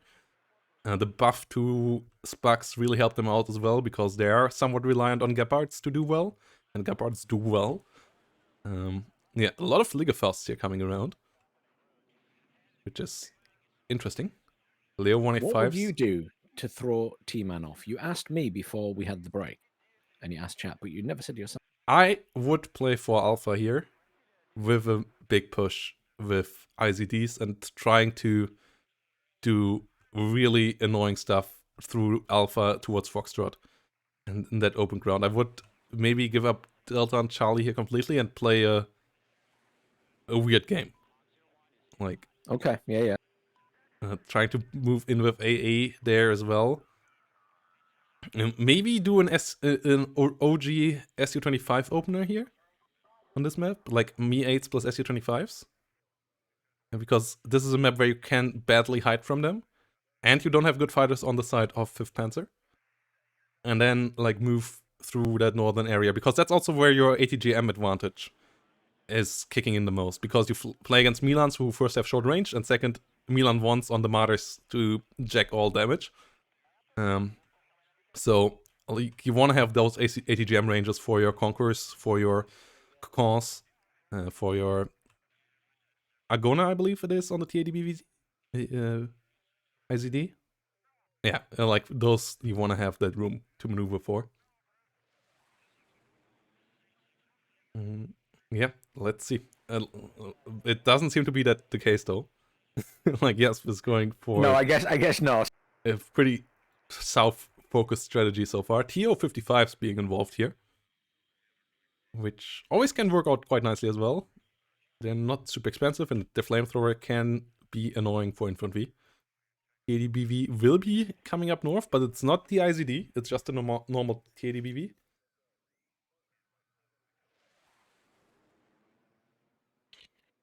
Outside of that, I'm assuming he's just not in a rush. Hmm? I'm assuming he's just not in a rush yet. yeah, Jasp seems to want to play a normal game. I'm not sure how good his chances in that are though, because we have Milan 2s on the other side. Like, I feel like Tmanplays has played so many games lately that he knows any kind of variance a normal game can go. Whilst on a throw-off kind of game, he might not have played that often. And then it's like new territory for both of you, whilst I just don't know how many ranked games Jasp has played on this map yet. I don't think he has that many on this version of Vertigo yet, as he really just came back within the last month. And he has put in some hours there, and yeah, he was a good player back in the day. He is still having the mechanics and stuff. He's just not quite having the strategies on the same level as T-Man. Like, all here is good, but the difference is just maybe a bit too big there. I have a whole 1 ranked game on this map. Total pro.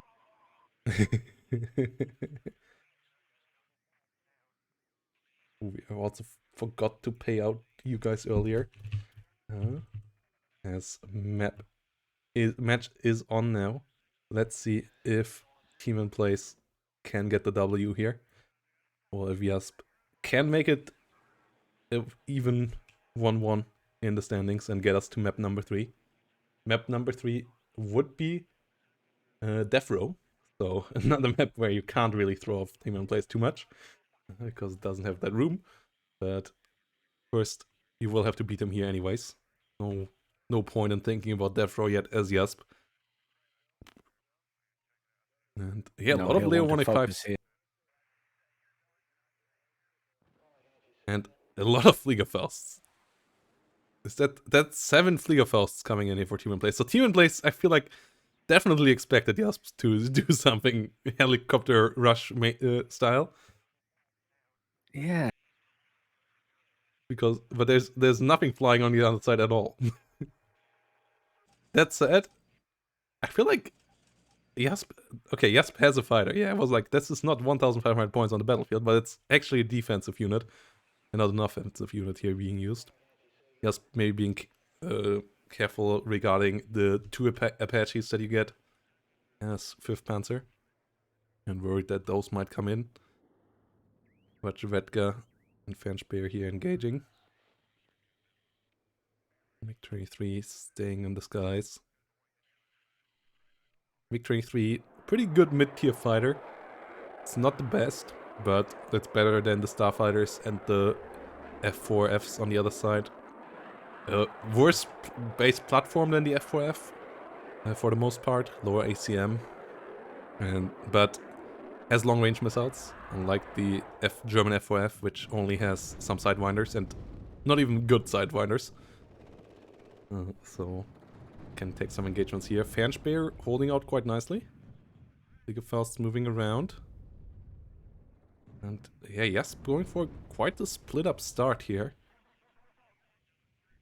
Not really putting any pressure, not really trying to throw any curveballs, and I'm not sure how good that is. Looks getting some nice kills there. Oh. Yeah, the 7 Fliegerfausts do their job. 3 of them did hit. Chances of that happening actually not great, but they did it. As they have really, really low accuracy there. But yeah, Jasp trying to get the BMP2 in. 4 Leo 185s now pushing south though. BMP2 won't hold that.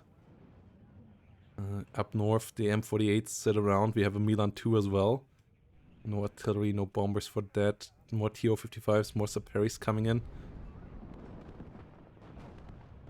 But yeah, BMP2 going down. Infantry here will get killed off as well. This is not a great start for Jasp so far. No, I mean, this is a good opening move as well from T-Man to come into this bottom point with all those tanks. He can now turn them straight around and push them north and sort of come at Jasp from 2 sides. Yeah, Leo 23 immediately coming in as well. It feels like Jasp doesn't have a force on the ground, on the battlefield anywhere that he can use like as to deal any damage. Like it feels like, I don't know, it didn't even quite feel like he had 1,500 points on the battlefield at the beginning. Even though he most likely had, but it just isn't a threatening force anywhere.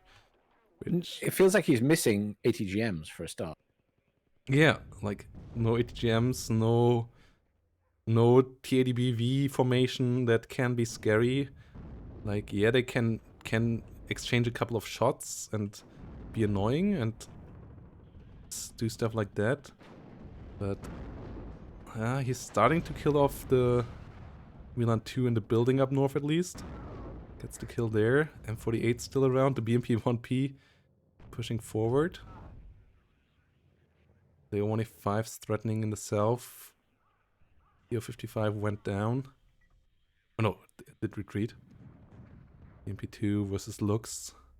Lux should be careful there. Doesn't have the frontal armor to take that fight. Apache is around now. We have an Igla. We have more TO55s. We have the first IZD coming in now. With its Agona ATGM. Is one of the tandem ATGMs, so it doesn't matter against 5th Panzer.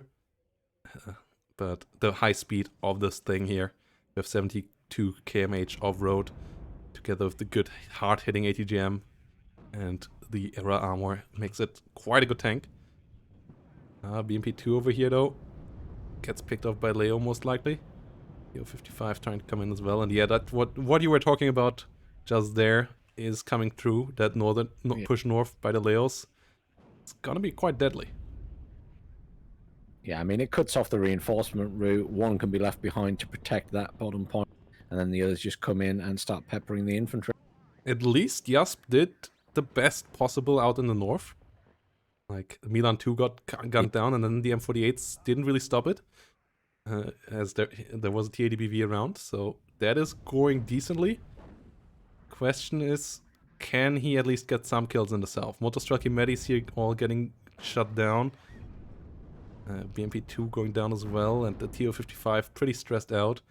It seems like Jasp not being able to dent the forces at all, and just losing all of his, which is not great. As KD so far for sure in favor of Tmanplays again. Yeah, I think T-Man's just looking for a complete lockdown of the south, and then a slow build-up to push back into the north. Yeah, TADBV might be able to find a kill with the ATGM there, yes, but shouldn't be pushing forward. Spots the Leo maybe in the forest. Okay, gets another kill. That's 2 good kills. You should be fine with that. As Jasp, I would retreat this thing quite a bit far back now. You don't have any recon for it. I'm not a fan of the BMP2s trying to push the open. Like, you have the 2 zones in the north. You have it on the draw right now. You can't push the issue here in the south. He should retreat. He should recover. The IZD now gets pushed by the Leo 2A3. It's not retreating. It should smoke off and immediately get the hell out of there. BMP2's also still on the quick move. Okay, yeah, now get stopped. Good decision there.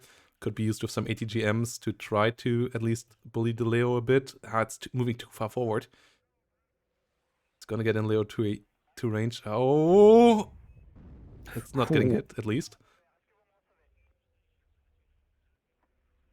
Yeah, good decision there by Jasp, keeping these units alive. These units are absolutely key.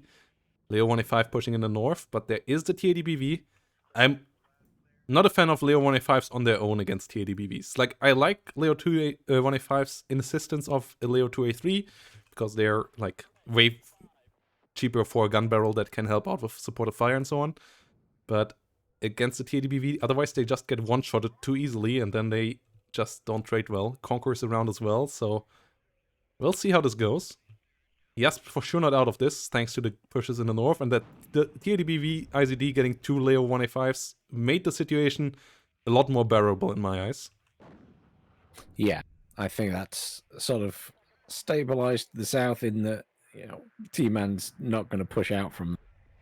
Though it's a hell of a way to go if you try and push to that back point on this map.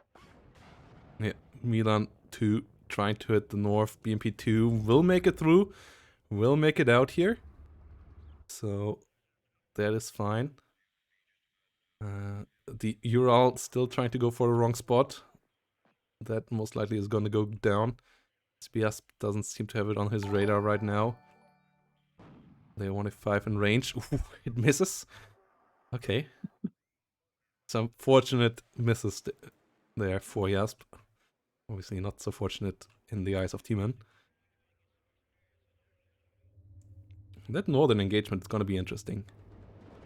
See Panzer Grenadiers MR13s here, which have 9 hit points.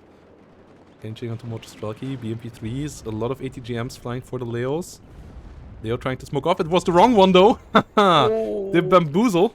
1 Leo 1A5 getting hit there by the Conquerors, going down. That was hard to see in which one the Conquerors was firing, but was hitting the other one. Milan 2 getting put into place by Tmanplays though. That is a good decision. And Leo versus TADBV. Oh, the TADBV actually firing onto the Leo 2A3 over here with the ATGM. That's a mistake. Should smoke off immediately. Yes, okay. Milan has range. Jasp smoke micro is good. That, for sure, is keeping his T80s decently alive. Not against Milan 2s, though. Has to be careful there. Conquers getting a hit on against Leo 185. Milan not getting the hit. Mehrzweckwaffe coming in, though, getting the Conquerors. Really good hit there. Mehrzweckwaffe for sure seeing a good amount of usage lately again. Cleaning out the building there.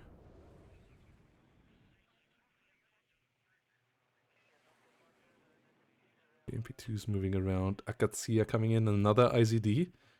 TDBV needs to be kept alive. Infantry all cleaned out now, thanks to the Mehrzweckwaffe Veraten. Really good usage there. Leo surviving with 1 hit point. Unfortunate for Jasp. And yeah, South is a standoff. That is fine for Jasp now. He just needs to make sure that he can come back in the north. Needs to get into that zone again, but a lot of Leo 283 is now coming around. Yeah, he's got that pretty locked down. It's going to be difficult to push Alpha now. Leo That 283 TABV needs to run. firing onto the TABV.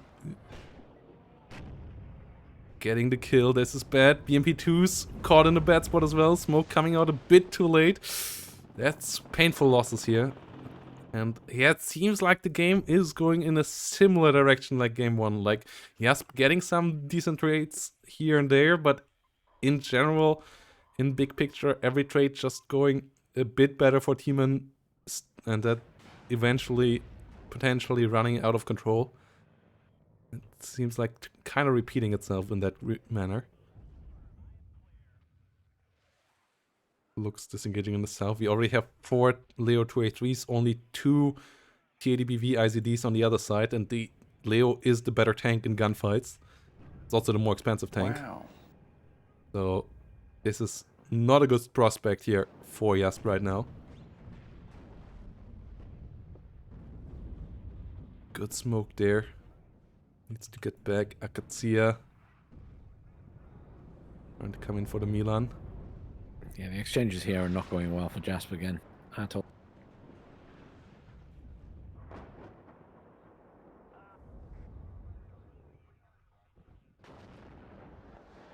Yeah, IZDs coming around. Some SU-25s maybe could be helpful. Gepards are out there in good numbers now. 185 bullying the Motostrike in the south.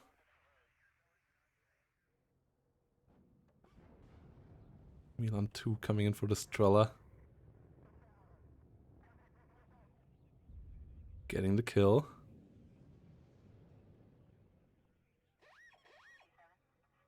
This leader coming in.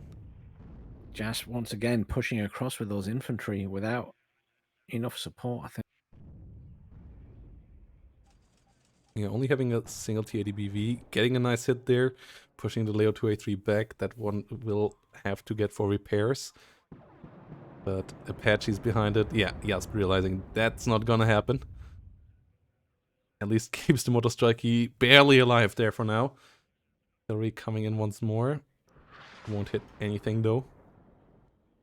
And we didn't see a FOB at the beginning, or FSP, no forward supply point in this game.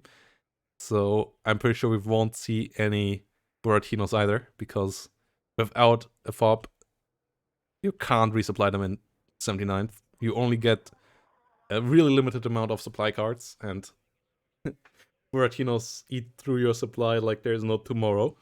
So with only 2 cards of Urals, you won't be able to keep them running. Which is unfortunate. I would have loved to see a Buratino in this game.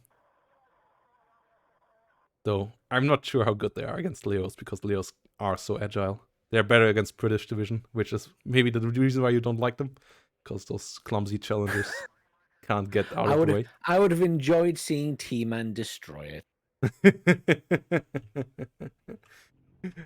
Well, pretty sure Chish wouldn't have had played with it as clumsily as I did. In that game where your artillery spammed me. Artillery spammed. I Yeah. hit you with 2 pieces of artillery.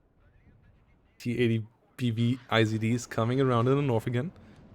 Like, I feel like the one situation that could allow a change here would be a numerical advantage situation where you get like 2 or 3 Leo 2A3s with like 4 or 5 ADBV IZDs, but even that window is starting to close here, and it feels like there's just too much on the other side right now. Like the running down of tanks here, highly unlikely at this stage unless you maybe get the Milan up north killed off. IZD trying to come around now. Getting some ATGMs fired. Leo 23 getting involved with some shots now though. ATGMs sitting, getting the BMP2 killed. Leos and ADBVs exchanging fire. Leo 2's pushing forward. Ammo explosion there, okay. But the TADBV's not having a good time here right now. Milan 2 at least went down. Good smoke there by Tman though. And yeah, you can't just run them down. TADBV, IZD going down there. Trades continue to go pretty south for Jasp here.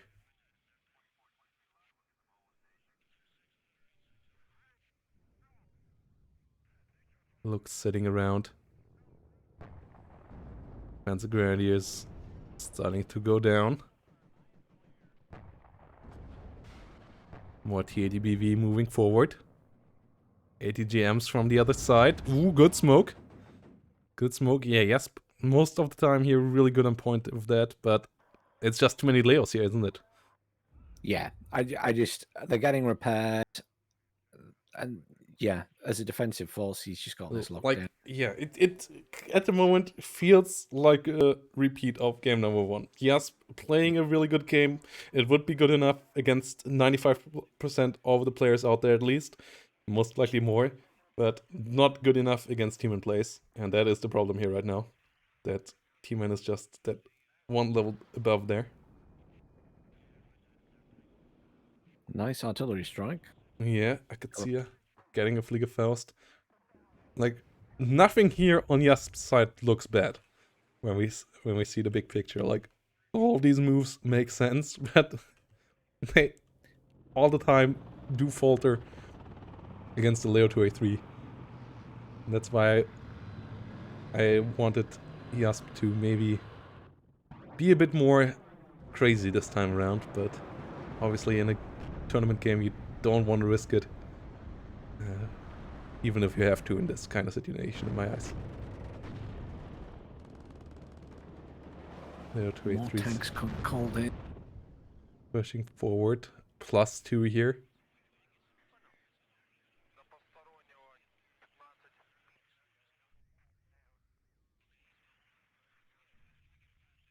Conqueror is moving forward. With the striking Medis getting demolished. Mara 182 moving forward.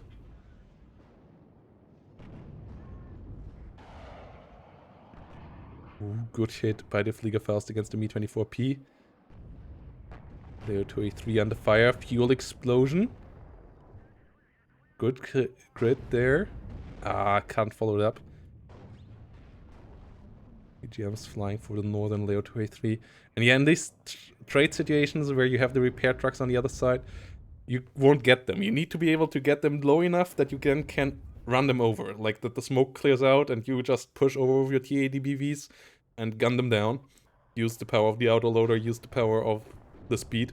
But that situation won't happen again anymore in this game. The trades beforehand were just not good enough for allowing such a overwhelming force to be established for Jasp, as Tman just has more resources here and has them set up in a way that you just can't run over them. Too many Milans, too many Leos, too many Panzer Grenadiers that could potentially sideshot you here, making this all a big problem. Yeah, I mean, being on the defensive with such good tanks and stuff, it's such a hard area to assault. Yeah, TADBV, IZD pushing forward. All of this. Really a Mexican standoff in this situation. Leo 2A3 here getting repaired on this field supply point. absolute massacre here. Like the amount of shells landing on this part of the map. It's it's a real good top level back and forth when it comes to the micro. But the early advantages tactically over here is what is the problem for Jasp now. That he lost the south so easily and lost the trades there, and now if he trades 1-1 it's just not gonna be good enough.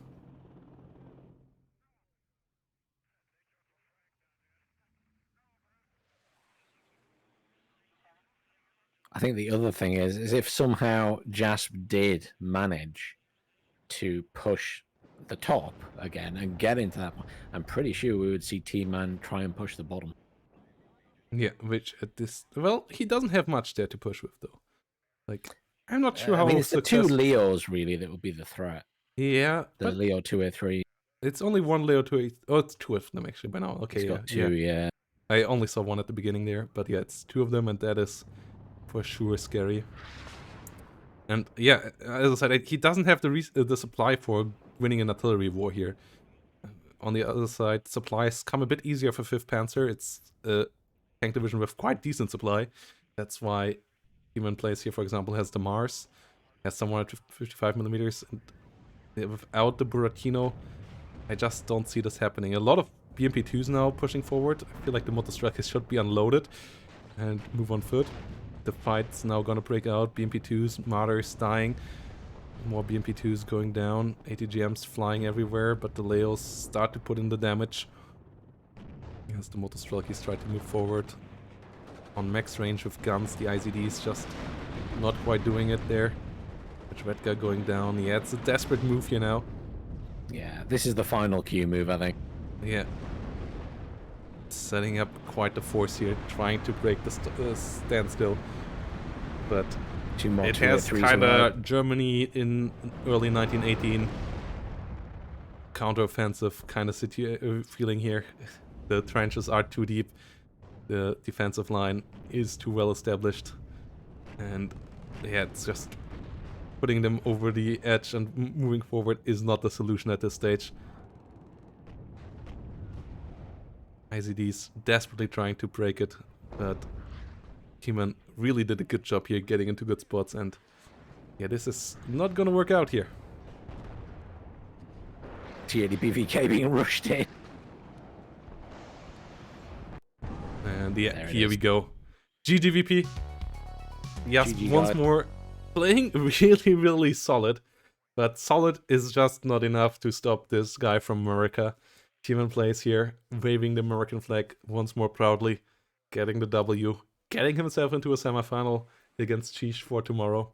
Yeah, really good series once more. As I said, like, really no shame on Jasp in these games. As you see, this guy has a good record as well. Had played fantastic games in the past, played a really solid game here in both matches as well. But it wasn't just not good enough to topple T-Man. Let's see how well the other players will do in the tournament. But that means T-Man is in the money now. Also means we have all the semifinals set up. As Weeps versus Lathans and Sheesh versus Tmanplays will be our semifinals. All of these players will be in the prize pool. Which by now is an amazing $585. Big thanks to all of you guys coming in here today. You can still add free money here on the side, guys. We still have free clothes to claim if you want to make that bigger. But yeah, thanks there, Feta, Oakenfall, coming in with some extra prize money as well. Much appreciated. Means that by now, if we have a look, like first place 60%, usually it shows you the number here. I don't want to do the quick math. Ah, yeah, here we go. $351 for the first player at the moment. If you go through the link in the chat right now, you can click the claim code buttons here and add 50 cents for free here on the side. And that will be given to these players as well. 117 for second place, and then these 117 will be split between the third and fourth place. So, yep, really good games so far today.